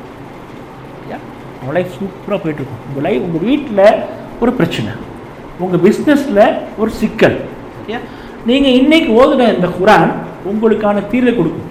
இதை செய் சரியாயிரும், இதை பண்ணு சரியாயிரும், நீங்கள் பண்ணிடுவீங்க, ஜெயிச்சிடுவீங்க. ஒரு ஜுசு ஓதுறோம். ஒரு ஜுசு ஓதுறது நமக்கு அதி முக்கிய தேவையாகிடும். வர்க்கத்துக்காக ஓதுறது இல்லை, நன்மைக்காக ஓதுறது இல்லை, நம்முடைய ஆன்மாவுக்கான உணவாகி போச்சு. இப்போ சரியா? டெய்லி ஒரு ஜுசு ஓதித்தான் ஆகணும், ஓதித்தான் ஆகணும். அவர் பாருங்க, அவர் 3 ஜுசு ஓதுறார், 3 ஜுசு ஓதுறார். அப்போ அவருக்கு ஆன்மா எப்படி இருக்கும்? எப்படி இருக்கும் ஆன்மா? எப்படி இருக்குன்னு சொல்லிட்டு ஸோ ஆன்மா வலுவாயிடும். உணவு எடுக்க எடுக்க ஆன்மா வலுவாகுது. உணவு தானே வலுவாகுது. தினசரி ஒரு ஜுசு ஓதுறது நமக்கு சாதாரண காரியமாகிடும். ஓதாமல் நம்மால் இருக்க முடியாது. பாருங்கள், இப்போ இன்னைக்கு ஓதுறது ரொம்ப கஷ்டமாக இருக்குது. நம்மளால் உட்காந்து அரை மணி நேரம் ஒரு 3 பக்கத்தை ஓதுறது கூட பெரிய காரியமாக இருக்குது. ஆனால் வரக்கூடிய இந்த ரமலானுக்கு பிறகு ஒரு ஜுசு ஓதாமல் நம்மளால் இருக்கவே முடியாது. ஓதுனாத்தான் காரியம் ஆகும், ஓதி ஆகணும். சுபு முடித்தோடனே அரை ஜுசு ஓதுறோம், நைட்டில் தூங்கும்போது அரை ஜுசு ஓதுறோம். ஒரு ஜுசு ஓதாமல் நம்மளால் இருக்கவே முடியாது. அந்த லெவலுக்கு நம்ம ஆன்மா வந்துடும். சரியா? திக்ரு பண்ணுறது, அல்லாஹின் தூதர் சொல்கிறாங்க, ஒரு நாளைக்கு குறைந்தபட்சம் 100 முறை இஸ்திக்பார் செய்யும், 100 முறை தௌபா பண்ணுங்க. அல்லாஹின் தூதர் மீது ஸலவாத் சொல்லிக்கிட்டே இருங்க. ஒரு முறை ஸலவாத் சொன்னீங்கன்னாக்கா அல்லாஹ் சுப்ஹானஹு வ தஆலா உங்கள் மீது 10 முறை ஸலவாத் சொல்கிறோம். அது நம்புறதே இல்லை. பாருங்கள், இங்கே சொன்ன பார்த்தீங்களா, நம்ம ஒரு சொசைட்டியில் வாழ்ந்துகிட்டே இருக்கிறோம். இந்த சொசைட்டி கடவுளை நம்புவதில்லை, இந்த சொசைட்டி கடவுளின் தூதரை நம்புவதில்லை, கடவுள் தூதர் சொன்னதை நம்புவதே இல்லை. உண்மையாலேன்னு பாருங்கள், அல்லாஹ்வின் தூதர் சொல்கிறாங்க, ஒரு நாளைக்கு என் மீது ஸலவாத் சொல்லிக்கிட்டே இருங்க. ஒரே ஒரு முறை என் மீது நீங்கள் ஸலவாத்து சொன்னால் அல்லாஹ் சுப்ஹானஹு வ தஆலா உங்கள் மீது 10 முறை ஸலவாத்து சொல்கிறான். நம்ம நம்புகிறோமா? இல்லை, நம்புறது. இது நம்பலைனாக்கா நம்ம முஹம்மது என்கின்ற ஒரு ஆன்மாவை, அல்லாஹ்வின் தூதரை நம்பவே இல்லை. அல்லாஹ் ஒருத்தருக்கா நம்புகிறோமா? இல்லை. அல்லாஹ் ஒருத்தர் நம்புகிறோம்னாக்கா அவர் தூதர் நம்புவோம். அவருடைய தூதர் நம்புவோம்னாக்கா அவர் தூதர் சொன்னது எல்லாம் செய்வோம். அல்லாஹ் உங்கள் மீது 10 ஸலவாத்துகள் தரான் ஒரு நாளைக்கு. நீங்கள் மிஸ் பண்ணுவீங்களா? மிஸ் பண்ணவே மாட்டோம். மிஸ் பண்ணுறோம். நம்பிக்கை இல்லை, மிஸ் பண்ணுறோம். அப்படியே அலட்சியமாக இருக்கிறோம். இதெல்லாம் சரியாயிடும், இதெல்லாம் போயிடும். அலட்சியம் இல்லாமல் போயிடும். ஸலவாத்தை ஓத ஆரம்பிப்போம், ஸலவாத் சேகரிக்க ஆரம்பிப்போம். நான் ரிஸ்க்குன்னு சொன்னேன் இல்லையா, ஹிக்மத்து. இந்த ஹிக்மத்துக்கும் ஸலவாத்துக்கும் ஒரு நேரடி கனெக்ஷன் இருக்குது. அதை நீங்கள் கண்டுபிடிக்கணும். நீங்கள் தான் கண்டுபிடிக்கணும் என்ன கனெக்ஷனுங்கிறது. கண்டுபிடிச்சினாக்கா நீங்கள் இன்னொரு லெவல் மேலே போயிடுவீங்க. ஸலவாத் ஓதாட்டே இருக்கும். ஸலவாத் ஓதுவது, ஜிக்ர் பண்ணுவது, தஸ்பீஹ் செய்வது, இஸ்திக்ஃபார் செய்வது, தௌபா பண்ணுவது, இதெல்லாம் நம்முடைய ரெகுலர் மெனுவில் வந்துடும். ரெகுலர் மெனு மினிமம் 100 டைம்ஸ் நம்ம இது பண்ணிக்கிட்டே இருப்போம், பண்ணிக்கிட்டே இருப்போம். ஆன்மா இன்னொன்று எவ்வளோ ஆகும்? அழகாகும். ஒன்று திடகாத்திரமாக இருக்கிறது, இன்னொன்று அழகாக இருக்கிறது, அப்படி சௌந்தரியமாக இருக்கிறது. ஆன்மா அழகாகும், ஆன்மா ஆற்றலோடு இருக்கும், ஆன்மா வீரியத்தோடு இருக்கும். நம்முடைய வாழ்க்கை இந்த ரமலானுக்கு பிறகு உடல் வாழ்க்கையாக இல்லாமல் ஆன்ம வாழ்க்கையாக மாறிடும். சரியா? இந்த எல்லா அம்சங்களும் நம்முடைய வாழ்க்கையில் அப்படியே சூப்பராகிட்டே இருக்கும். இப்போ நம்ம ஒரு இஃப்தார் நிகழ்வு, ஒரு சஹர் நிகழ்வு வைக்கிறோம் அப்படின்னாக்கா ஆன்ம உணவுகளை தான் கொடுப்போம், உடல் சார்ந்த உணவுகளை கொடுக்க மாட்டோம். சும்மா பேருக்கு இருக்கும், ஆன்ம உணவுகளை கொடுத்துட்டே இருப்போம். ஆன்ம உணவுகள் எல்லாத்துக்கும் கிடைக்கும் அப்படிங்கிறத கொடுக்குறவங்க கன்ஃபார்ம் பண்ணுவாங்க. உங்கள் ஆன்மாவுக்கு ஒரு உணவு கிடச்சிருக்கு, இவனுக்கு இவ்வளோ கிடச்சிருக்குது, இவனுக்கு இவ்வளோ கிடச்சிருக்குது, அவங்க கன்ஃபார்ம் பண்ணுவாங்க. அந்தளவுக்கு ஆன்ம உணவத்தில் நம்ம கையிலேருந்து ஆயிடுவோம். நம்ம கிடைக்கிற அப்படியே நம்ம கொடுப்போம், அவனுக்கு கிடச்சிருக்கு, நம்ம பார்ப்போம் கிடச்சிருக்குது. இப்போ இன்ஷா அல்லாஹ் வருகின்ற இந்த ரமலானுக்கு பிறகு நம்மளுடைய வாழ்க்கை டோட்டலாக மாறணும். தடம் புரண்டு இன்கலாப்னா புரட்சின்னு சொல்கிறாங்க. ஆனால் இன்கலாப்னாக்கா அப்படி இப்படி உள்ளது இப்படி திருத்தி போடுறது. அல்லாஹ்வின் தூதர் ஸல்லல்லாஹு அலைஹி வஸல்லம் சொல்கிறாங்க, அல்லாஹ்வுக்கு முகல்லிப் என்ற ஒரு பேர் உண்டு. முகல்லிப்னா புரட்டுபவன், இப்படி உள்ளது இப்படி புரட்டுபவன். ஸோ முகல்லிபுல் குலூப், உள்ளங்களை புரட்டக்கூடிய அல்லாஹ் சுப்ஹானஹு வ தஆலா இந்த ரமலான் மாதத்தில் நம்முடைய உயிர் வாழ்க்கையை புரட்டி போட வேண்டும். உடல் சார்ந்த உயிர் வாழ்க்கையை ஆன்மா சார்ந்த உயிர் வாழ்க்கையாக மாற்ற வேண்டும். நாம் ஆன்மாவாக வாழ பழக வேண்டும், ஆன்மாவாக உணர தலைப்பட வேண்டும்.